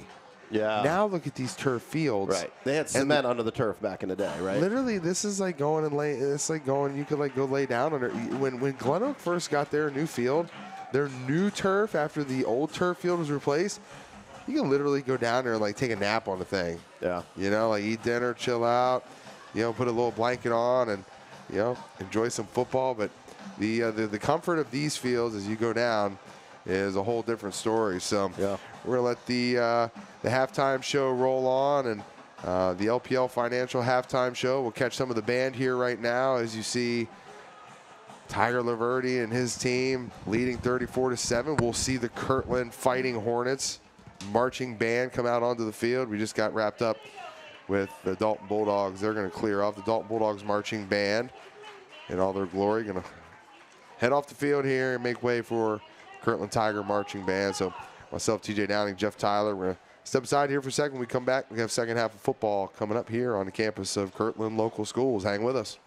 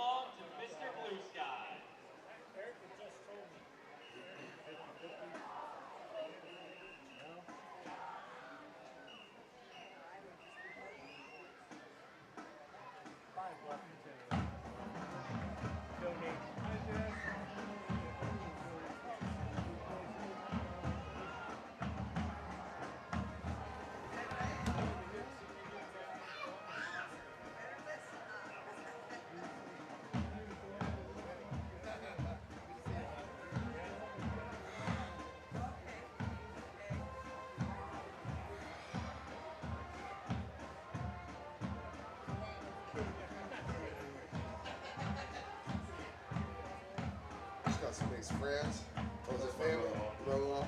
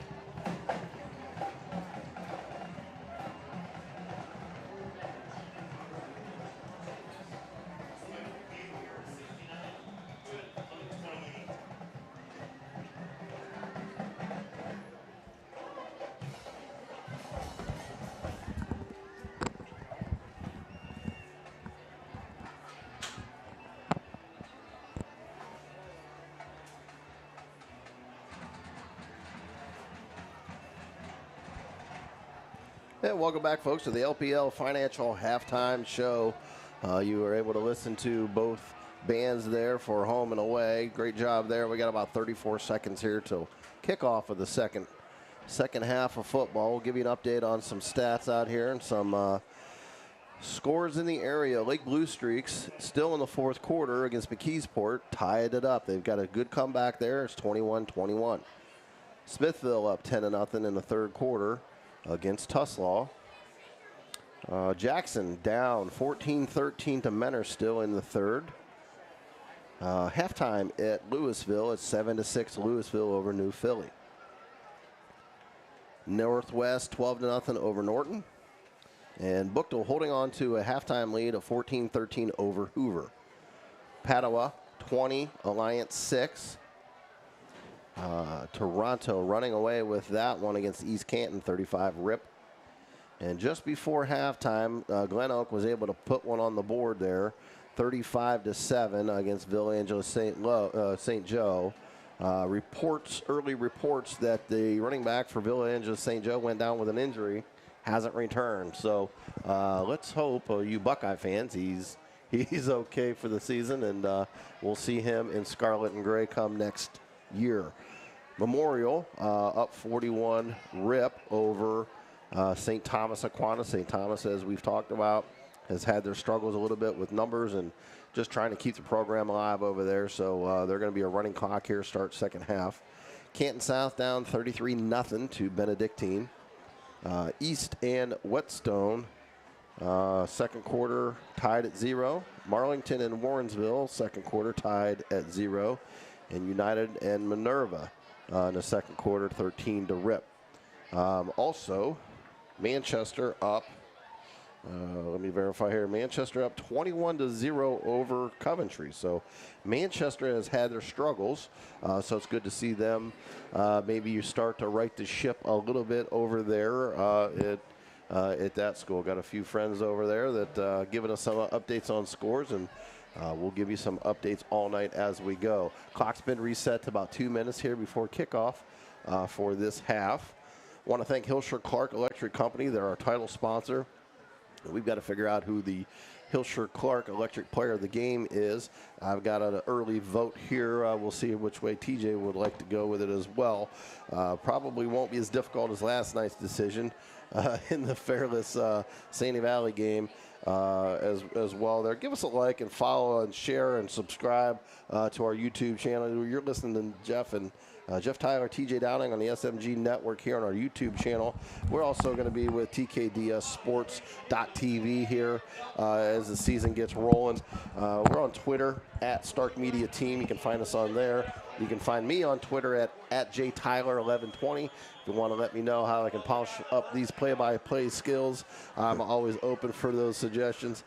And on Facebook at SMG Network 1 as well as Instagram. So kickoff is on the way, brought in, and Kirtland got very little return on that one. So going into the second half, keys to the game. Oh, I think the big thing for Dalton is going to be stopping the run. They look good pretty early. I think that offensive line for Kirtland started to wear down Dalton a little bit, and running back / quarterback Jake Laverde was able to just have some serious big runs there in that second quarter as they're up 34-7 here for their first possession of the second half. Partner, I'll give you a little update there. You're talking about that Lake McKeesport score. It's actually into overtime now, 28-all. I mean, that's nice. Something happened there. They must have started that thing early. Not sure if it had to do with maybe the travel for McKeesport. Not sure how that worked out, but interesting little ball game going on over there tonight. And we'll be getting a chance to catch up with our guy Brock Klein, athletic director out there before the end of this season, and all of our great athletic directors down there in the Federal League. We're fortunate to have a lot of different leagues that we get a chance to see, for the Pac-7 all the way into IBC. The IBC. You've got the EBC. I mean, a lot of great talent. Interested to see what Coach Tim Goodman's got going on out there at Alliance this year. And so far, so good. It looks like for Chris Kappas in his second year. They're leading at halftime over New Philly. That's a solid lead for them, 7-6. Back in action here. Kirtland man in motion right to left. Quick handoff, keeper for Laverde up the middle, and great, laid the wood. Alex has come up and just put a licking on Laverde there. At the start of the second half, it's going to be 3rd down and long here for Kirtland. Well, I guess if you made any type of adjustments at the half, if there's anything that you can be happy about, it's that you come out here strong to start this second half. There's no letdown. You don't want to see any of that from your guys in week 1. Regardless of if you can get back into this game or not, you've come out here and you're looking to get a 3 and out, which would be a lot more than what they were able to do in the first half against this offense. I mean, Laverde's really got it going on. He knows what he's doing back there. Trips left, drops back, throwing over the middle, intercepted by Dalton. He brought it in. He's going to run it back to the 20. Great return, great catch. Linebacker just jumped up, got his hands in that. Connor Morey. Great catch, great hands. It was either Connor Morey or Aiden Pelfrey. It was either 58 or 56. Hard to see the number. Regardless. Looks like 58 was your guy. Okay. So it's going to be he's the one getting Aiden the most Pelfrey. dap on the sidelines, so we'll go with that one. And now Dalton in business. Inside the red zone right away on their first possession. Low snap, picked it up, got the handoff, but caused it to get no gain on that one. Talked to some of the Dalton faithful here at halftime, TJ. They were saying we would like to see us maybe establish the run a little bit instead of throwing the rock so much. Even though the quarterback is sophomore quarterback throwing some good balls, the fans want to see some running. Yeah, I can understand that. You know, and really, if you think about some of the guys you got a chance to run behind here, you got big number 50. Deuces left, drop back, throwing left, nearly picked off. Dangerous cut, caught, and touchdown Dalton. Wow. The defender for Kirtland went for the ball, a la Tom Cruise on all the right moves, and got beat on that one. Brady Hignite with a touchdown there on a great strike from his little brother. Threw him a dime. That's got to be pretty cool, TJ. Brother-to-brother touchdown. Yeah, no doubt, man. Yeah. And that's what you needed right there to start this second half, man. You got to love being able to get that second score and see a guy go up and over, still able to put the extra point up through. Make it 34-14. Good. Great defensive stand there. Great interception. 34-14. You're within 20 now. You avoid that running clock, and now you can start to continue to D up and see what you can make work. There's a Kirtland player on the carpet.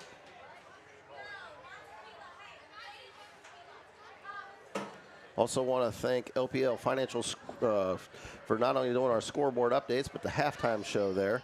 Postgame will be brought to you by Drive Mine Group. Lindsay's Pizza. If you get a chance over there off of Whipple Avenue in Canton, give them a shout. Get a pie. You will not be disappointed. And if you're really hungry, go ahead and get the chicken with it. You'll be doubly not disappointed. Have you had? I've had their just regular pizza. I heard they got a breakfast pizza. Breakfast pizza's out of this world. I've consumed quite a few in my day. About 3 a.m. maybe. Not gonna after a beverage or two. Also, not too proud to admit it. Also, C.H. Vallis and Associates, give Chris Vallis a call over there and his team. They work all hours of the day for you to bring you all kinds of good insurance, health, life, all kinds of coverages over there. Great people. Give them a shout there, just right there in North Canton. H&H Truck Parts, LPL Financial, and Nathan's Patio. Nathan's Patio has one of the best burgers in the area, man. They good environment. They get some karaoke in there. They get some local bands to go in there, some live music. I'm a big fan of some live music, so check them out over there. Also want to send our hearts out to the Nathan family over there as they had a loss here recently, and going through a tough time there with the family there. So our hearts go out to them, and you all know what it is over there. So, but we're with you in thoughts and prayers. Also want to thank Cackley Insurance, Leathernecks Nation MC. Our guy Tim Arnold is always taking care of us over there. Yes, Not only there, but also Hilshire Clark. Tim is double dipping and double helping us out over here. We haven't mentioned yet tonight, Milano Family Chiropractic and Wellness. Give your former teammate a call. Rocco Milano, 330-705-0209. Great dude, great at what he does. I tell you what, TJ, he's pieced me back together more than once. You and I both. Here's the kickoff deep and goes out of bounds. Going to be a penalty on the kickoff, out of bounds. I believe they'll get it at, what, the 35-yard line, TJ? Yep, a couple more score updates for you. Looks like Northwest has now stretched their lead out to 19-0 over Norton. And interested to see here, Northwest, I think, is going to have a little bit of a team rocking out there this year. And a lot of it has to do with the Manchester product, the quarterback who transferred in, Tyler Pappas. He seems to be a guy with Parker Kraft coming out of the backfield, who Parker's been running rock since he was a sophomore. I think Northwest might be able to make a little noise this year. I know our guy Rick Wright. Well, he's excited about it. Let me tell you a little something about the Pappas kid. I played high school ball against his old man, and he is one of the best shooters, best basketball players in Manchester history. Kid was dropping 35 a game in the 8th grade, and most of them were threes. He could shoot the rock. Him and I guarded each other on the court as well as baseball. He's a really good pitcher too. So him and I went head-to-head a few times on the pitching mound. So he comes from good stock, TJ. So don't surprise me. His kid's a good quarterback. His name was Tucker Pappas.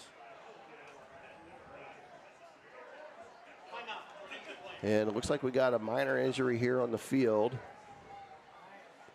A little stop and play as they get. Oh, and it looks like our first cramp of the night, TJ. There we go. We had a few last night. I think we finished at 9 last night. My over and under was 7, so we blew that away. This is the first one of the night here, but it comes pretty early. It seems to happen second half all the time. 9:41 to go here, third quarter, 34-14. As we came out, we were talking about adjustments. What does Dalton need to do? They had a great defensive stance there, got an interception, forced a turnover, got the ball in the end zone after a couple plays, and got within 20. Now they're looking at second down and long here for Kirtland. So let's see if Dalton can continue to start this second half good and maybe force another turnover or maybe a 3-and-out here. You know, you talked a little bit about Canton South, and we had a chance to talk about it last night. And what do you do following up the maybe greatest run of any quarterback in Stark County history? Your Stark County touchdown king, Poochie Snyder, and he's going to be taking his talents to Sacred Heart. You know, always tough to be that guy who has to follow up that. Like, you know, not everybody can be the guy who followed up Joe Montana and be Steve Young. You know, I mean, right. Sometimes it just doesn't work that way. You know, and whoever the guy running rock is or running quarterback at the controls for Coach Dennison. Well, not going to be easy. You graduate a lot of the offensive line. Yeah. You know, some of the weapons that are gone now. You know, Rome Cox is transferred over, and Rome Cox went back home to Glen-Oak. I'm drawing a blank on our guy who was the wide receiver number 3. Played was player of the game for us a bunch of times, and I'm vegging as well. But one of the better wide receivers in the county. My numbers are right, TJ. Poochie Snyder threw for 11,400 yards. It sounds about right. For a Stark County record, and I think 143 touchdowns. Wow. Is that right? Quick snap, quick toss right, and got a few yards out of that. Going to bring up third down and 4. The quarterback play we've seen over the last however many years in Stark County has just been off the chart. I mean, my guy Hunter Wells broke the record. I believe it was that Len Dawson's record? Did he find? No, that was Justin Zwick. Justin Zwick had the. No, Zwick didn't, because Zwick was out of Stark County his freshman year. Oh man, you're so getting Zwick, me here. Anyway, it went Hunter Wells about 9,000 yards. And Cam Blair really got into the deal. And then Cam Blair, who's over at My alma mater, Ashland University, now hasn't got on the field yet. Is he? I mean, is he a fifth-year guy now? I mean, he's been there quite a few. I think he's a redshirt junior or something. Okay. I know he was benefited by COVID year. Yep. It's amazing to see how some of these college athletes, Jeff. I mean, there's a guy who's working on like his 9th season. He's like 28 years old. Yeah. He came out of high school, 19 years old, and he's still playing college football at 28. Wasn't that Stetson Bennett as well? It may have been. Wasn't I mean, he Bo Nix was with like 4 different teams, and it's like, this is a different landscape than what we're used to. Yeah. And after that first down, a moment ago, conversion, they on their first down now got about 4 yards there. So it looks like Kirtland's, what I've seen them do quite a bit is just start packing it in, run the ball, ground and work pound, the clock, up 20. One thing they know how to do is finish a ball game off. So we'll see if they continue to just pack it in and run the rock. And without a doubt, clock is your friend. There's no way that you read the stat that you did with 2 losses in regular season and that many years without understanding how to finish football games. And a good jet sweep handoff up the middle, broke many tackles to get up there, and there's another cramp. But after a good run by Jack Lessick, he's hobbling back, and he looks okay there. Another first down for Kirtland. Dalton has got to figure out, put 8 guys in a block. You've got to stop the run. You know that all they're going to do is run the rock. At this point, you got to figure out how to stop the run.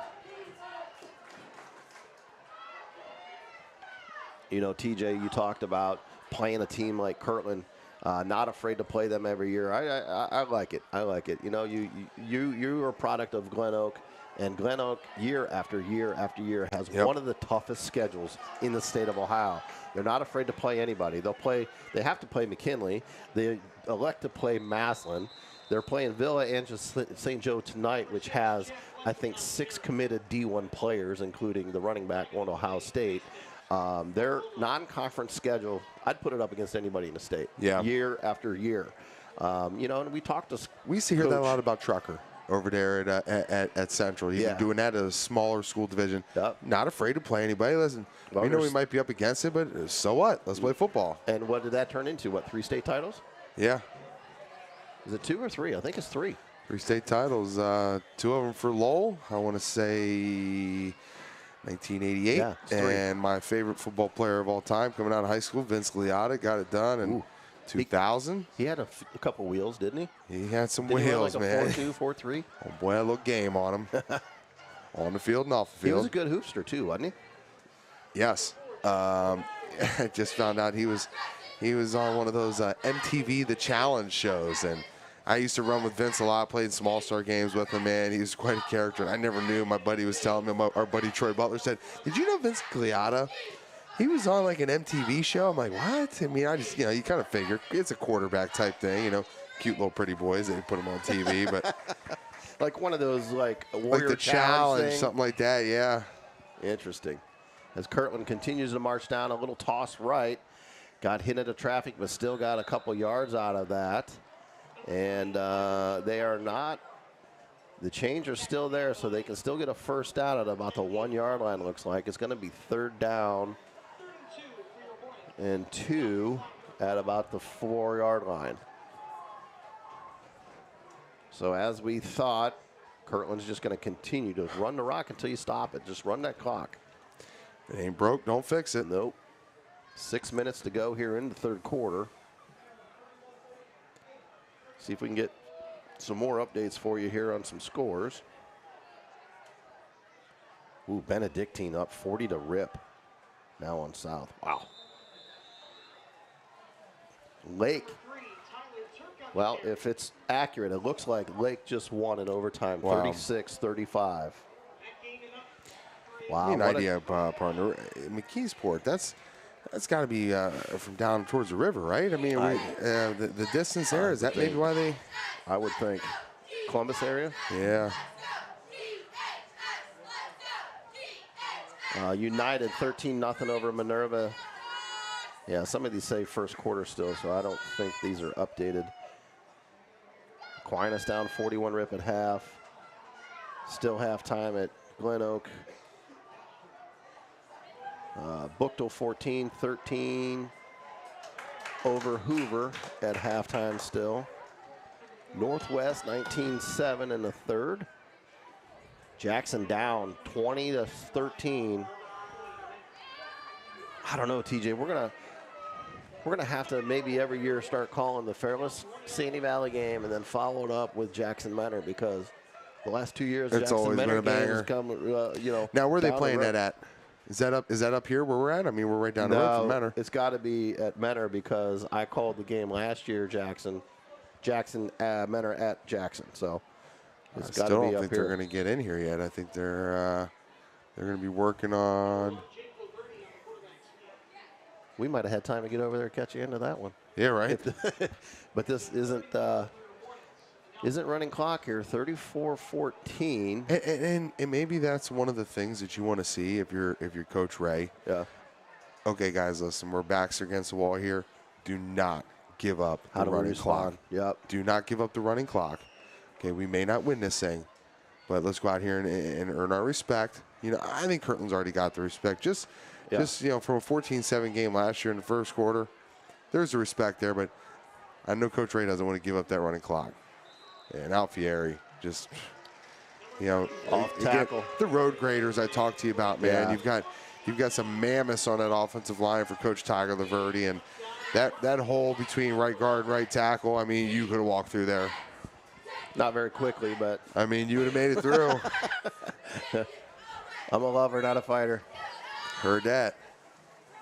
So 40-14 before the PAT here. And I'm going to bring this score full circle for you if they're able to get the extra point. Since you were talking a little bit about it earlier.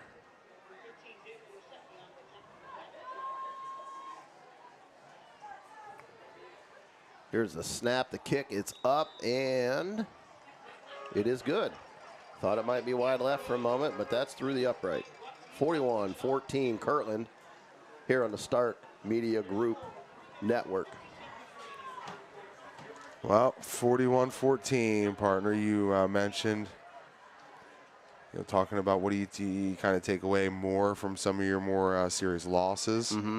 41-14 happens to be one of the worst losses I've ever taken as a player in a national championship game in 2007. So, you kind of think about those scores, how they stick with you, and those lessons that you learn from a tough loss. And, it's always easy to sit here and be happy and excited when you win and, go in and watch the game tape and, everything went good here tonight. What are we going to learn from this, But, I mean, when you lose, you learn so much about yourself. You learn a lot about your teammates. You learn about who you can count on when your back's against the wall. And you find a way to have a little resiliency inside of you and a little bit of resolve when you've got to handle adversity like that. It's not easy. I'm going to tell you what, man. You coming out of the locker room at halftime and you know that you're one score away from giving up a running clock, that's a tough position to be in, to get fired back up. Took me a long time to like number 15 after that one. You played against Chris Leak also? That was Chris Leak's year. He started. I think Tebow came in and maybe ran about 2 or 3 plays in that ball game. One of them happened to be one of those little goofy little touchdown passes he would do when he'd run up to the line of scrimmage. So Tebow was a freshman then? Yeah, he'd been a freshman, so it was really Chris Leak's job. Okay. Yeah, that was a tough one. Then the other one, what? You weren't there against LSU, were you? No, that was a year after. You can blame that one on Kirk Barton. I had nothing to do with that. It wasn't you. No. That's funny. Mine was the first mess, not the second one. And now a great run. Got hit at the line, bounced it outside. Carter Hignite trying to make something happen here for the Bulldogs.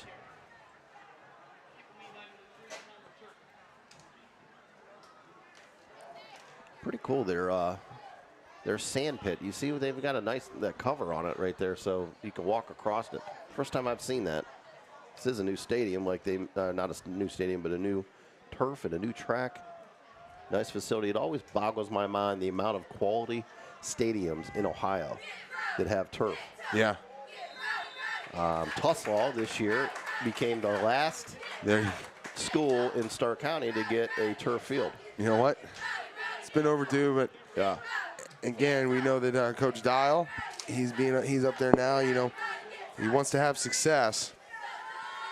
Not sure how you change a program like that quickly. Yeah. You know, because they've really struggled to win. Well, look, man, it's a small school, you know. If you can get your athletes out and, you know, get some kids that maybe didn't think about playing football that might be good players, you know. A couple more Chaz Gradowskis out there, they'll be all right. That's big Chaz. Get a couple big Chazes on Tuslaw. Not too many boys that big grow over there, but I saw him tweeting some stuff out, some first practice stuff. Yeah, man. Looks like he's getting it moving. We always root for that young man. He's a heck of a young man. Yeah, I know he kind of changed schools. There was, I believe, started out over there at Orange for a minute. He was committed to one place, and I don't know if they switched to coach or if they got a new coach and caused him to decommit. And then I'm drawing a blank here on where he's going to school. Twitter usually let me know that. He, man, for a minute, I thought he was going to end up at Harvard. He was looking to go be a lawyer. Smart kid. And nearly got into Harvard. I thought they were offering him something, but not sure what happened there. But we wish him well nonetheless. And it looks like a horse collar 15-yarder. Oh, and probably another 15-yarder because the Kirtland player caught the flag and threw it on the ground. That should be another 15, shouldn't it, TJ? Yeah. Just ask Orlando Brown. Take what you can get. Oh, yeah, Orlando Brown. He didn't like the way that penalty flag felt. No. Our guy Chaz Gradowski, graduate from Tuslaw, is now playing at El Camino College. Okay. I know it was a journey for him to figure that out. And he would really work the program, try to figure out where is going to be a good home for him. And I think he just wanted somewhere that wanted him and wanted to let him do his thing. Yeah, you know, like you said, smart kid. You know, he's looking for a place that has, you know, a program that fits his need. I believe he's looking to go maybe into law. Definitely a smart kid. Big body, big frame. Yeah, big boy. 6'7", I believe, 6'8", 320. But I think he dropped some LBs there, getting a little bit more athletic. But he did a nice job. You could see him pulling quite a bit. A lot of pancakes going on when 3 games I saw him play. Yeah, he needed to. He need to get a little quicker so he can pull better. Yeah, you just, some of these kids, you don't need to be that big in high school. You know, you don't. I get it. Some kids' frames just are weird like that, but I mean, look at it. Look at a situation like Xavier Gray, what he did coming out of Jackson, goes to Akron, gets a chance. And how about that? Great play there. Oh, it looks like he's going to get, I hope he's just cramping there, but an explosive play out of Coy as he was able to get free there and snag that thing out of the middle of the air. You and I were kind of holding our breath there because we've seen that happen to Carter already tonight. Yeah. Where that ball just kind of hung and it ended up being an interception. Coy Wanger over in Dalton area. I wonder if that's a relation to Wanger excavating? Kyle Wanger. Pitcher at Fairless, was part of the state summer baseball team in '87. This kid could sling the rock, bro. He would throw it low 90s, and then he had a knuckleball that he would throw and he would chase it. But he was kind of like, he would grunt when he come off. He'd be like, oh, you know, on a fastball. But then he would do the same grunt when he threw the knuckleball, and people thought it was a fastball. Oh man! I never seen hitters look so just make them look stupid in my life. They look like that Bugs Bunny where they're 1, 2, 3, you're up. Yeah, anytime I hear the Wanger name out there, man, you think about Wanger excavating and that conglomerate. He went on to be in the Navy. So yeah, shout out to him. If I haven't heard about him in years. I don't know if he's still in the area, but 1:32 to go here. 41-14. Dalton is now threatening to score in the red zone. Single left, single right as the clock starts. Here's a snap for Hignite. Hignite, quick handoff left, bounces it. Got a great block. Bounces it outside, but swarmed by all kinds of Hornets there. And another cramp for Kirtland. They're going to start totaling up. I think we're at 4 or 5 now. Set your clock to it. Yep. It almost, it's always in the mid third quarter. Yeah. These kids need to get IV when they hit the halftime. Did you ever hear the story of Gronk? What he would do? He didn't even really have anywhere to live for a while, and he would just go hang out all night long. He would go into the facility at 2 a.m., 3 a.m., crash in the medical room. The staff would come in, pop an IV in him about 6, 7 a.m., and then he would just be ready to roll come start a practice. And it was just like clockwork. The guys knew, all right. He's just walking around. He's just got an IV tube hanging out of his arm, just ready to hook up to a port anywhere he can go in the facility. I mean, that sounds about right when it comes to Gronk. I put a little post out there on Facebook recently, and people can check us out. You can remind people, Jeff, where they can find you at, and check us out on Twitters and Instagrams, also on Facebook. But I put some on my Facebook page on Gronk, because he was actually being recruited while I was playing my senior year. That's right. I saw that. Just absolutely trashed. Man in motion here for Dalton. All kinds of pressure. Almost evaded a sack, a shoelace tackle there for Tyler Turk, who has come up big for Kirtland time and again. The other one with Gronk, I didn't hear this story till last year. When he had like 2 seasons left, the Patriots tried to trade him. And this is in the offseason. And Gronk said, "You can't trade me. I'm retiring." And He's talking coming up on the end of his career. Okay, yeah, I got you. Yeah, he had about 2 seasons left with the Patriots at that time. He said, "You can't trade me. I'm going to retire." Throw ball, deep ball, 50-50, all kinds of contact. Got to be a flag on that one. And the faithful are asking for a flag as well. Ooh, lots of contact there. I think that might have been pass interference there, but it's a no call. And that's going to bring up 4th down for the Bulldogs. So TJ, he says, "You guys can't trade me. I'm going to retire." So then the deal fell apart, and then the guy ends up back on, and they win another Super Bowl with him. We'll see him in Canton soon because of it. I got another Gronk story here in a minute. We got quads right, single left. Here's a snap. Drop back looking. Gonna tuck and run on a QB draw, wide open. He's got all kinds of room to run. First down and a lot more. Nearly got it in there, but finished at the 6-yard line. A great job there. Good play call there. Spread them out 5 wide and just let their athlete Hignite drop back and take off up the middle. Everybody loves a good quarterback draw every once in a while. When it works, right? Yeah, I used to cringe when I'd hear it. As we're getting ready to start the 4th quarter, I'd cringe, It's like, come on, Coach Tress. I'm going to talk to him about it on Monday. How do you call so many of those quarterback draws? I never thought they worked, and you're always trying to catch somebody off guard on a long 3rd down situation, But when they work, they work. When they don't, it's just like, why'd you run that? Couldn't we do something more creative or throw the ball? And but Coach dialed that thing up perfectly right there. We've seen Carter have some runs tonight, but we haven't seen anything right up the middle right there. So it was good. It was timely. Well, we saw that a little bit last night too. That once they kind of got their back against the wall, Sandy Valley started doing that. If you remember, going 5 wide, spreading them out, running people deep, and then just let your athlete there under center just take off, and now you got a one-on-one situation, not much to beat, right? It was tough watching all of those QB draws for Ohio State all those years. I love Coach Tress, but once he left, I was excited to see us get more speed. And it was hard to watch us have a great season, built for Ohio football, and then get into a national title game and get run out because of speed, right? Yeah.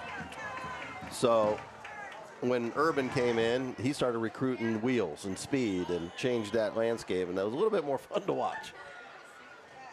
But definitely lots of love for Coach Tress, without question.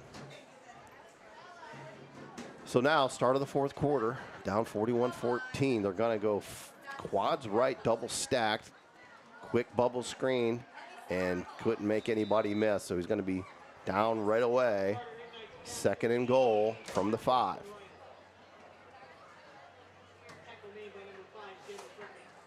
One more Gronk story. During COVID, you know, they weren't allowed at the facility, so they had to videotape their workouts every day. They had to videotape and I can already see where this is going. And so Gronk would, I'll tell you the rest here in a moment. Here's a snap. He's going to drop back, looking, throwing over the middle. Great job, great route, perfect ball. Corey Wanger on the tutty on a perfect ball from Carter Hignite. 41-20 before this PAT. Could get interesting now, TJ, with down the stretch here. Get some defense out there. So Gronk had to send in every day a video of his workout. So Gronk would take 5 shirts with him, work out once on a Monday, and take a picture of him in a sweaty different shirt and wait each day to send it to the head coach. I mean, that's a smart guy. I mean, cutting corners, brother. And that happened to be when they got that's when it was with Tampa Bay, and they got another ring.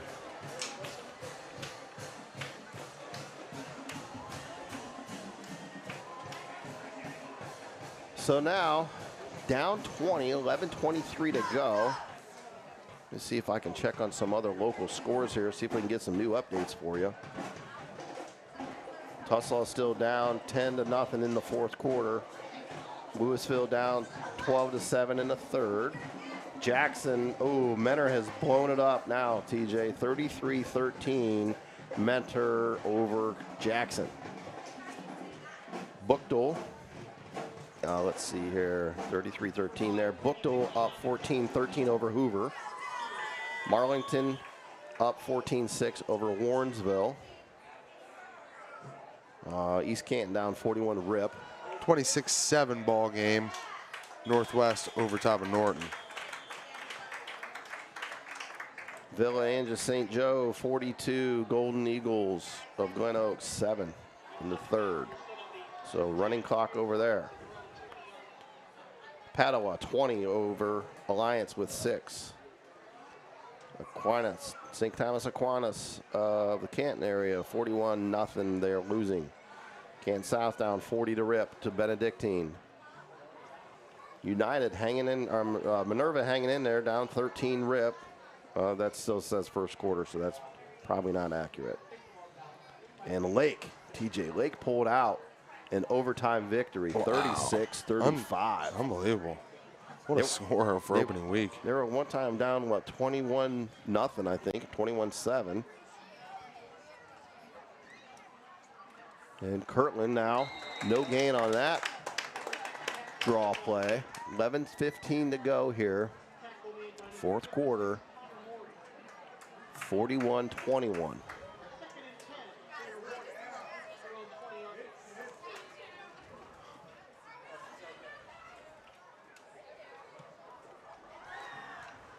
Be interesting this year, TJ, to see with basketball now that they've gone to 7 divisions. Spread out the talent a little bit there now, and I believe we might be able to call some games through the Final Four locally if it works out right. Yep. And here's another run play off, bounces it outside, brought down, and it looks like another cramp for Dalton. Yeah, that's going to be interesting to see how that shakes out. I go down to Dayton every year and see the Final Four games for every division and then the championship games as well.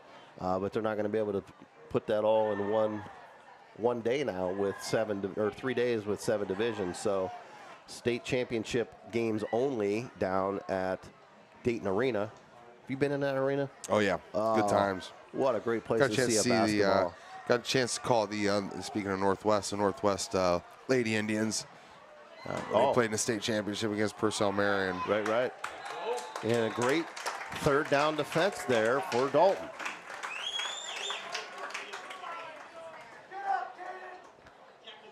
Fourth down here, and is TJ, they got the offense on the field still. Hold your water, Dalton, on defense. 4th and 2 in their own territory, up 20, and they're not punting. Here we go. Okay. That'll be fun. Maybe he thinks we get a first down here and we seal this ball game darn near, but if you don't, you're opening up the door. Hold your water on D. I think they're just hard counting them. Yep. No, they're going to snap it, pitch right, and blown up. Going to be close. We'll see if he got it. And it is a first down. Gutsy call there, TJ. As you mentioned, if you're Tiger and you're doing the math, get this first down, we're going to at least be able to work this thing under 8 minutes, 7 minutes possibly off of a first down. So, I'm not going to question a 94% winning ratio, but I think most coaches punt in that situation, don't you? They do. Bucahoyo would say punt that rock. But now they've got them packed in and they can run quite a bit of time off this clock. That just speaks volumes to trust in your defense, I believe. And about a 2-yard gain there, if at all. Keeping that clock running, 8:30 and counting here in the 4th quarter. Well, that's been fun, TJ. Night 2 nights in a row, getting on the mic with you. Man, I'll be ready to sleep in tomorrow. I mean, do we have any Saturday games tomorrow night? I mean, with having a few of those standalones last night, do they try and do a couple Saturday nights? I don't think so. They used to in the past, and really a lot of Saturday football games, high school football games, kind of. St. Ed's might play Saturday. And another big run by Jake Laverde. Do you have an older brother who played last year? Was it Tyler? Was there Tyler Laverde last year? Yes. Yep. I almost said Tyler in the run. Just inside 8 minutes here, 41-21. Kirtland trying to seal and keep that 2 regular season losses in 14 years streak going. That's got to be the craziest stat. That's like it's.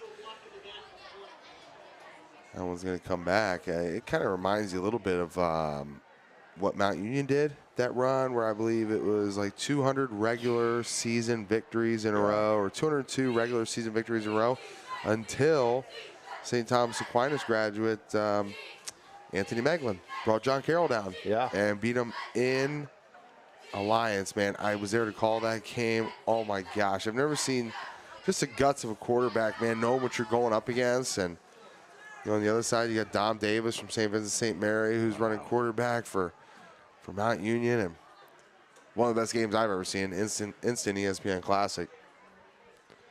Anthony Meglin is one of the nicest young men I've ever met. Yeah, that kid is quality young man.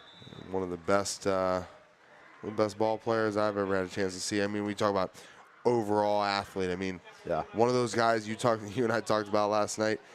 Any sport he touches, he's naturally going to be good at it. Yep.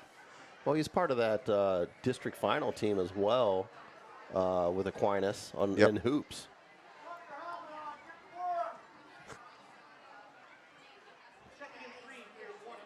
(41-21) as the clock ticks. Around 7 minutes here left in the ball game. We'll see if we can get you any more updates on scores here as we go. Quite a few blowouts out there. As to be expected sometimes in week 1. Not sure. Oh man, boy. Near turnover, but a good tackle there. No gain on the play. Going to bring up 3rd down. Looks like New Philadelphia has taken a 12-7 lead over Louisville. So, Coach Kappas, I know how much he wants to get that one. And it looks like Green is leading Dover 24-14. Eli Nareau still kicking the ball for the Green Bulldogs. You got Anthony McMichael, who had a strong 9-yard TD run for Coach Mark Geis, and the Bulldog D has forced another turnover on down. So Green takes over with less than 6 minutes remaining and looking to close out a Week 1 victory. And here goes Laverde on a big run, stumbling down. One guy to beat for the touchdown. Now jukes it back, jukes another miss. What a run. About a 35, 40-yard scamper there. Gets it down to about the 11-yard line. First and 10 on the 15-yard line into the red zone again, up 41-21, inside 6 minutes as they reset and restart this clock. How about that? Cool little thing on our Twitter feed, man, to check out the kid who scored the game winner for the Blue Streaks there, 36-35, comeback win. And you see everybody kind of celebrating that. See they get this kid at the bottom of the pile, number 12. Wow, what a great win.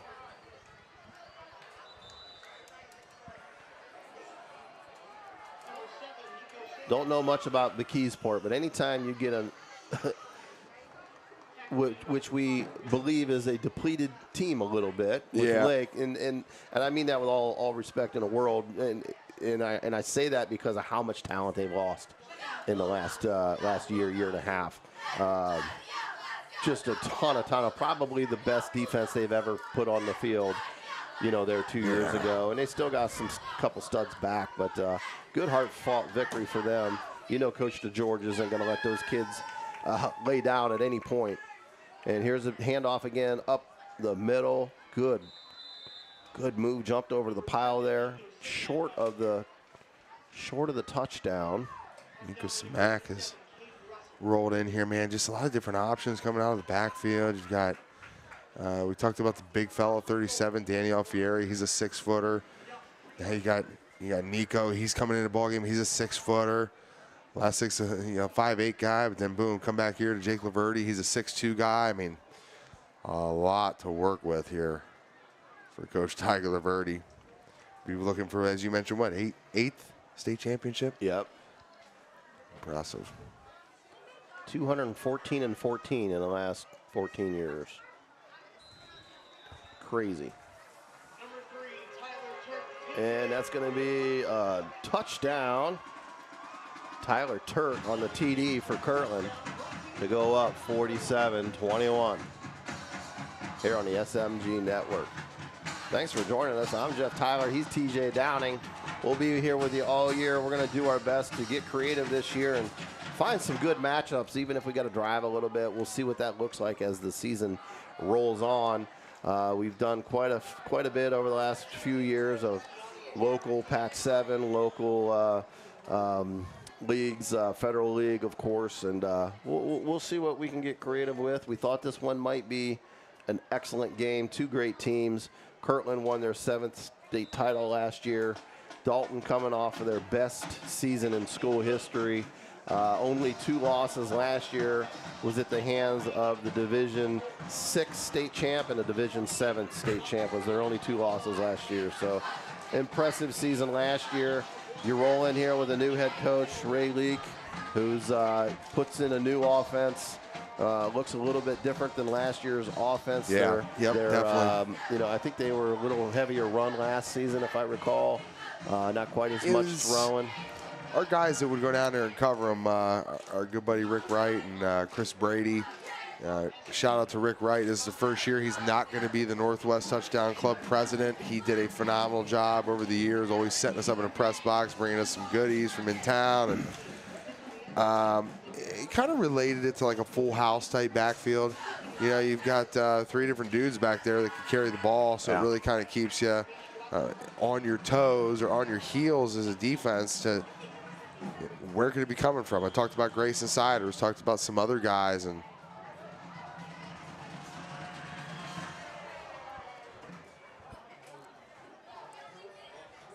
pardon me for a minute here, TJ. I'm fanboying a little bit and getting a video of my nephew out there. Shout out to JJ Sunland, who's only a sophomore, getting some playing time on this squad.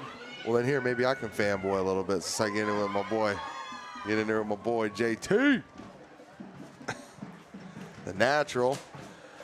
Yeah, man, strapping in for a long season here, man. We've been fortunate and blessed, you and I, that it always kind of ends in Tom Benson Stadium for us because of what we're able to do with some of our partners. And 16 weeks now instead of 15 weeks as we saw last year. Yep. Extra week in the playoffs. We love that. And we'll take extra football whenever we can get it because, unfortunately, we seem to complain all through winter, spring, after let's say NBA basketball season wraps up. It's like unless you're a diehard baseball fan, man, you can't wait for football to get back. Yeah. And I say it every time this week of the high school football season. Blink, because it's going to be first week of December before you know it. Right. And you're not going to have any more high school football. Right. And then we'll be back to watching tough NBA games and late night Maction games. April 11th every year is when good sports halts until high school football for me. Once the Masters is over, it's like, I guess you got a couple other majors I like in there with the U.S. Open and that, but the Masters is kind of it for me until football. And what a great pass over the top. Caught, complete, one guy to beat, brought down from behind. What a great pass and catch. Troy Wanger, again, is trying to put this team on his back and stage a comeback. Possibly a little bit too late now, 48-21 with 3.5 to go. But, as you said, TJ, this just shows that the kids aren't quitting on Coach Leak. They're playing to the end. They're working hard. They're throwing. And another catch by Wanger over the middle.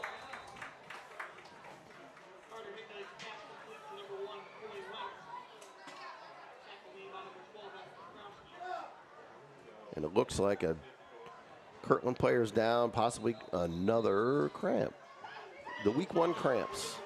Usually get that worked out by about week 3. Yeah, yep. Somewhere guys in there. Just learning how to hydrate the right way. And, we talk about that a lot. And people are like, oh, okay, well, just, just drink some water. Well, it's like not just before, it's a couple days before. You got to start your hydration process after, like, your last tough practice, which let's call it Monday and Tuesday are usually your brutal practices where you're going about 2 hours of hitting on the field.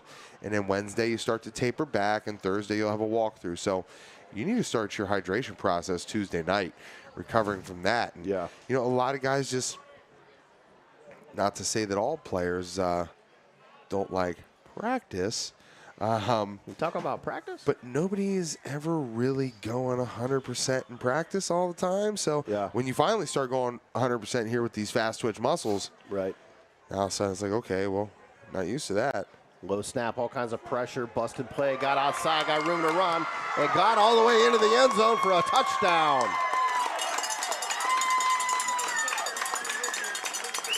Great effort there by Carter Hignite to avoid the pressure, use his speed, get outside, and scamper for 20 for a touchdown.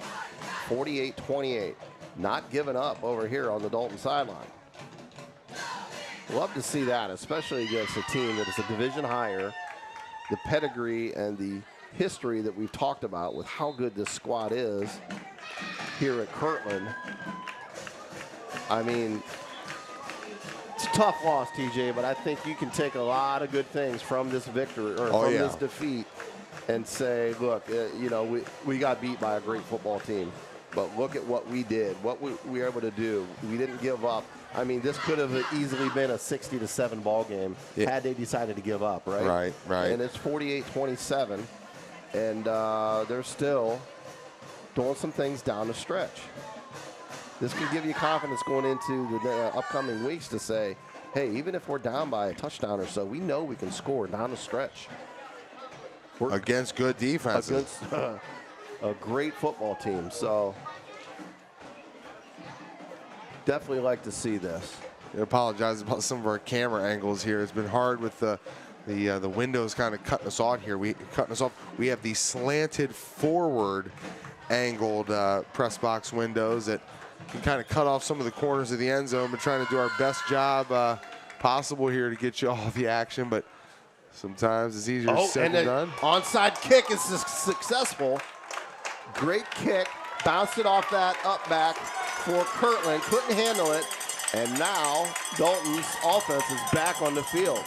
Down 21, down 3 scores, 2.5 minutes left.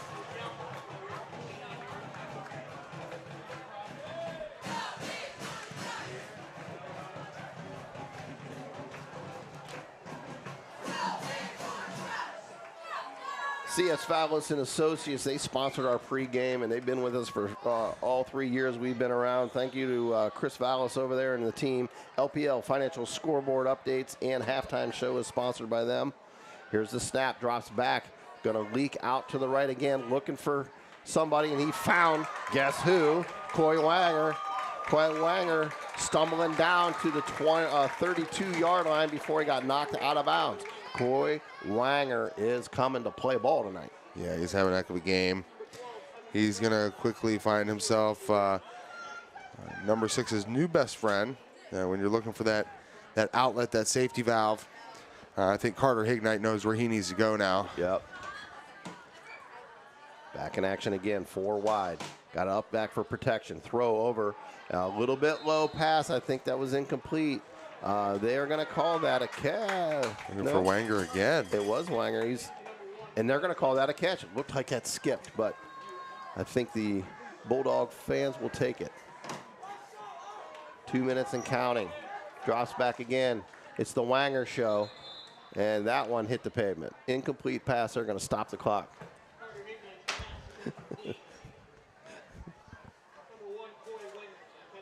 He would definitely be a candidate, TJ, for Hilsher Clark of the game. Yeah. If the scoreboard looked a little bit different.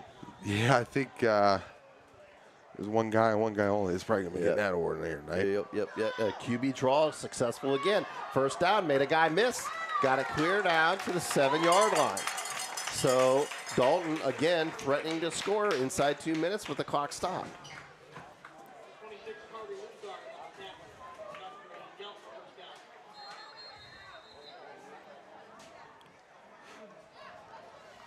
Coach is going to burn a timeout, make sure he's got the right thing dialed up here. You know, time is not on your side here, down by 3 scores, but you obviously punch one in here, get that onside kickback, and then at that point, score as fast as you can and say a prayer and hope that you can get another shot to tie it up. Final shout out to our sponsors here, Walsh University. You can find me over there doing Saturday football, college Division II, NCAA football, and I'll follow that up with some basketball, boys and girls as well, over there at the Cicchini Center inside Alumni Arena, so you can catch me over there. You can catch TJ on Wednesdays at the Wink on our YouTube channel, where he'll interview coaches, players, teams, etc. over there at the Winking Lizard over there near the university. Also, Drive Mine Group, Lindsay's Pizza, the Pro Football Hall of Fame Luncheon Club. TJ's on the board over there and records those great speakers we get every year. Coach Trustle's been there several years. He'll be there again this year, so check that out. Throw over the middle. Looked like some contact. Catch. Touchdown. Dalton.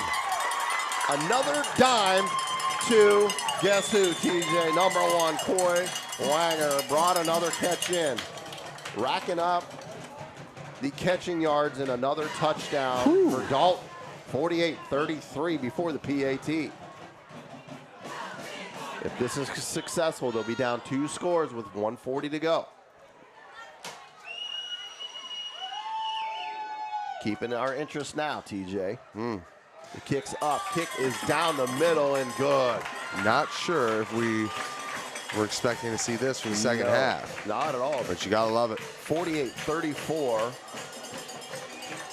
As Dalton on that last play was able to get a onside kick. Let's see if they can repeat that one and make this possible. All things are possible, TJ. Also want to thank Milano Family Chiropractic and Wellness. Go see Rocco over there. He's a miracle worker. 330-705-0209. C.H. Vallis and Associates. and Associates, sorry. H&H Truck Parts, LPL Financial, Nathan's Patio, best burgers around, and Cackley Insurance, as well as Leathernecks Nation MC, the Meduse chapter. And here is another attempt, and that one kicked around, and that one is brought in, and the hands team was successful that time for Kirtland, as they went right back at number 37, Danny Alfieri, who booted the last one, but was able to bring that one in and probably seal this ball game for him. 1.5 left here in the fourth quarter, 48-34. Love to see the lack of give up in the Dalton Bulldogs. We've talked to it ad nauseum here that they're in here against an incredible program. Kirtland Hornets are as good as anybody. Division 6 state champs 7 times, looking to get their 8th. Only have 2 regular season losses in 14 years, and you come in here, you get smacked in the mouth, and then here goes Laverde again with the wheels all the way down, and another. This guy's unreal. 1-play touchdown for Laverde. Can go ahead and call it, TJ, the Hillshire Clark Electric Player of the Game, Jake Laverde. 4th touchdown, I believe, rushing. He's been tough to stop. Some wheels on the kid, Man. too. Got a quarterback like that that can throw it, run it. They threw him in there as a running back a few times in that power I in the first half. Scored that way. I think that's his 4th touchdown at least. 54-34 as the fans now start to filter out. If you're checking out Ray Leak down there about the 42-yard line, you can just kind of see the frustration on his face. Like, man, you know, we did what we felt we had to do here in the second half, and it's just outside contain has killed the Bulldogs. I'm sure they're going to be working on that all week in practice. A lot to be proud of, though. Absolutely. I'm going to get a look at what their schedule looks like here upcoming for the Dalton Bulldogs. They're going to drop this one, folks, but then they've got, let's see, I'm in the wrong year. Let me get on this season.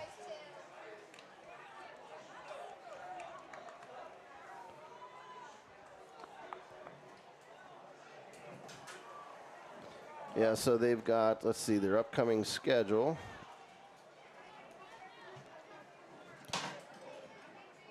Okay. Internet doesn't want to cooperate with me right now. Okay, so they got some winning games coming up. They got Highland, Mogador, Smithville, Hillsdale, Chippewa, Waynedale. So I look for them to get on a pretty nice run here after this. You've seen probably the best Division 6 football team in the state, without a doubt. Tonight. You went toe-to-toe with them. You took some haymakers across the chin, but you've also delivered some. There kept getting up. Give up. You kept getting up, kept scoring. You got some studs on your team. You got a good quarterback who's young. You've got Coy Wanger, just looks like an absolute stud. I got a heads up from our guy over here with the Bulldogs to say keep an eye on him during the game. And I think they got a couple other guys too. But Sammy Tomlinson, let's hope he's healthy. You know, he got banged up there with the shoulder. Don't have an update on what happened to him, but he's had his pads off ever since. But let's hope he's able to get healthy and get back for this squad and add another good running aspect to the Dalton Bulldogs attack as they continue to go at it now. 55-34, keep slinging the ball. Incomplete pass there off the hands. It's a good ball, just a little bit high. Went through the hands of Jackson Ryder there. Week 1, TJ, we've seen some talent so far. Saw a barn burner last night. 21-14 Falcons survived that one is the perfect term. We've seen close to 100 points tonight. And tonight we saw quite a bit, and another one attempted for Corey Wanger. Didn't, a little low, or he might have been housed on that one. He had his guy beat on that in route.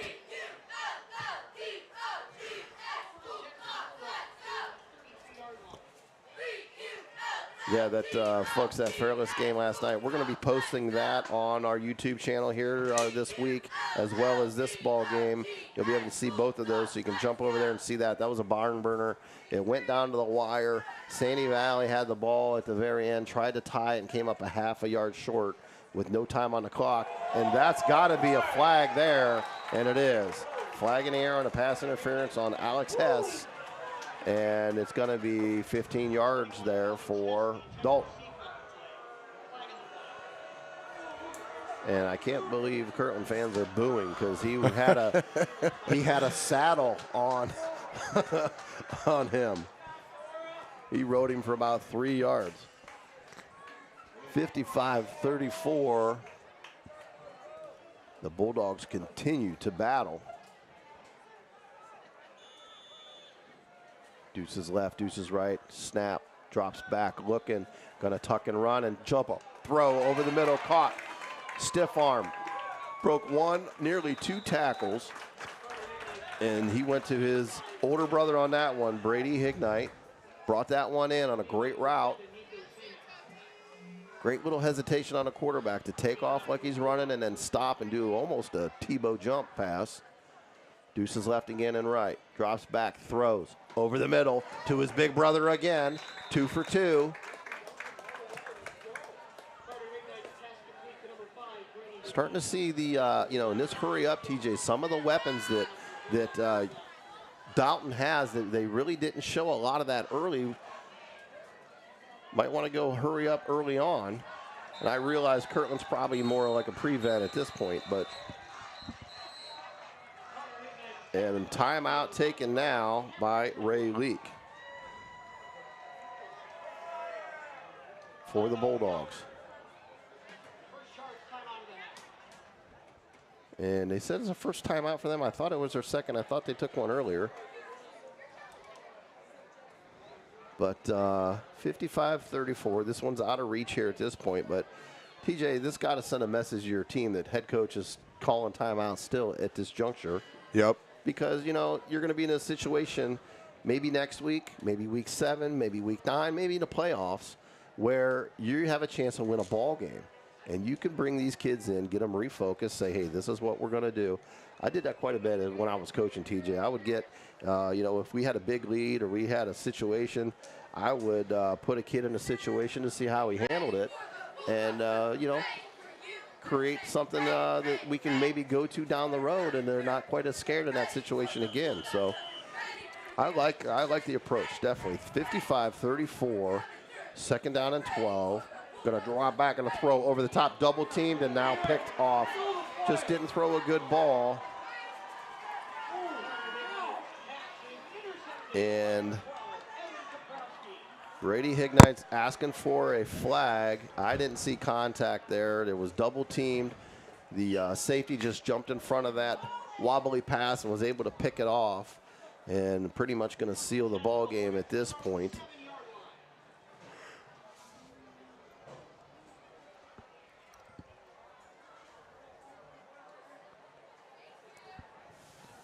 Week 1 almost complete here for Northeast Ohio football. Great to be back. Let me see if I can find some final scores for you here and get you a final update on area scores. So let you go ahead and rattle through those partners. I head down the field here and catch up with our player of the game, who's going to be Jake Laverty. I'll let you talk about him a little bit more. Perfect. Let's see. We've got in the fourth quarter, Hoover still down 14-13 in the fourth. Marlington 17-6. And that's going to do it here at Wilson Stadium. Dalton Bulldogs lose 55-34 on a really back and forth ball game. Dalton's just a little bit outmatched by a great program here.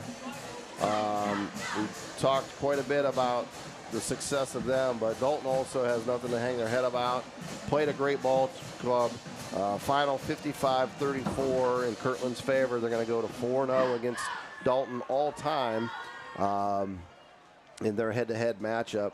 Final scores on the other ones, a lot of games right now late in the fourth quarter and close. Buchtel 14 over Hoover 13 in the fourth quarter. Marlington 17 over Warrensville Heights 6 in the fourth. Northwest, a commanding lead now, 26-7 over Norton in the fourth quarter. The Padua Alliance still says halftime, 20-6. That's got to be later than that. New Philly knocks off Louisville, 12-7. That's a final. Toronto over East Canton, 41-0. That's a final. Memorial, 48-0 over Aquinas. That's the final. Villa Angela St. Joe, 42-7 over Glen Oak Eagles. That is a final. Canton South 7. Benedictine 43. Canton South gets blown out week 1, 43-7. Lake in a barn burner. Looked like a great ball game, back and forth, lots of scoring. Final 36-35. Lake in overtime. Menor comes back against Jackson to win 36-13. That game is traditionally a lot closer, and it was close most of the game, and that's a final, 36-13.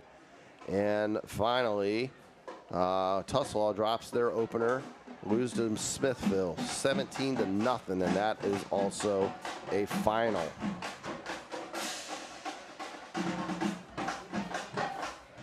Folks, we saw a great ball game here. You listen to Jeff Tyler and TJ Downing on the SMG YouTube stream network. This game will be up on YouTube for you to enjoy. We're also going to have the Fairless game as well. Will be posted as well. That game we did last night was a great one. 21-14 was that final, so check that one out. As I mentioned, TJ Downing will be doing Wednesdays at the Wink, over at the Winking Lizard, interviewing players, coaches, and the like from Walsh University. I have signed on for my 3rd season as the voice of the Walsh Cavaliers. Real excited about that. You can catch me on the Great Midwest Digital Network calling all their home games for football. So we'll do 5 football games. I'll be alongside Drew Sarakman. You may have heard him and I 2 seasons ago on the mic together. So we'll have a good time over there at Walsh University doing football. I fly solo for hoops. So I'll be calling all the home boys and girls basketball games at Walsh and into the MAC tournament as well if they have home court advantage there in the tournament, as they do quite a bit since they're on a 3-peat victory there in the GMAC. Great game here tonight. Went back and forth. Kirtland pretty much handled it most of the way. Dalton was able to hang in there, get some confidence maybe down the stretch going into week 2, but Dalton's definitely doesn't have anything to hang their head about. They're a great ball club. They just fell a little bit short here tonight against the best Division 6 program in the state, and expect Kirtland to make a big run again this year. I expect to see him back around our home over there in Canton, Ohio. One final shout out to all our sponsors. We appreciate all of them. We got quite a bit of them. I did mention Walsh University, the Drive Mine Group, also Lindsay's Pizza over there off Whipple in Canton, the Pro Football Hall of Fame Luncheon Club. You can join that club and get free access to the Hall of Fame anytime you want. So check into joining that. Rocco Milano Family Chiropractic and Wellness. Give them a call at 330-705-0209. Ask for Rocco. Tell him Jeff and TJ sent you. C.H. Vallis and Associates. H&H Truck Parts. LPL Financial. They do our scoreboard updates and our halftime updates. Nathan's Patio. Cackley Insurance. Leathernecks Nation MC, the Meduse chapter. And our Hilscher Clark player of the game. I don't have exact stats, but it's a no-brainer to give it to Jake Laverde, 6'2", 190-pound junior, quarterback/running back mostly. A lot of those runs came out of the backfield as the quarterback. He just kept running to the left, and they couldn't stop him. He got ISO over there, and one-on-one, he's tough to beat. He can run fast, he can run far, and he's just a heck of an athlete. So he's going to be our Hilscher Clark electric player of the game as TJ Downing is on the field over there getting some photos of him. We will be posting that on all our social media. Give us a like and a follow here on YouTube. That helps us out. and definitely share anything and subscribe to our channel. You can find us on Twitter at Stark Media Team, on Facebook at SMG Network 1, as well as on Instagram at SMG Network 1. You can find me personally on Twitter at JTyler1120. If you want to give me a shout out at any point, let you know that you're listening. TJ and I plan on at some point here doing our weekly podcast where we talk about local high school football, as well as maybe some other sports we'll mix in this year, maybe some wrestling, some local wrestlers, and we'll talk about what's going on over there at Walsh. And probably have, it's going to be probably TJ and I doing that. We're going to have some guests this year on there as well. Maybe some local coaches, local players, things like that. So we're going to get creative with it this year. Have a good year here on the SMG Network. We're in partnership with TKDS and NFHS Network. I look forward to calling some basketball at the high school level all the way possibly through the Final Four here locally. We think that may be a possibility for us, and just looking real forward to that. It was a tough ball game here tonight. Dalton came in here, did what they could, did their best, but you got a final here at Wilson Stadium. Kirtland 55, Dalton 34. For TJ Downing, I'm Jeff Tyler signing off here on the SMG Network YouTube stream. Have a great night, folks. Drive safe. We'll talk to you soon.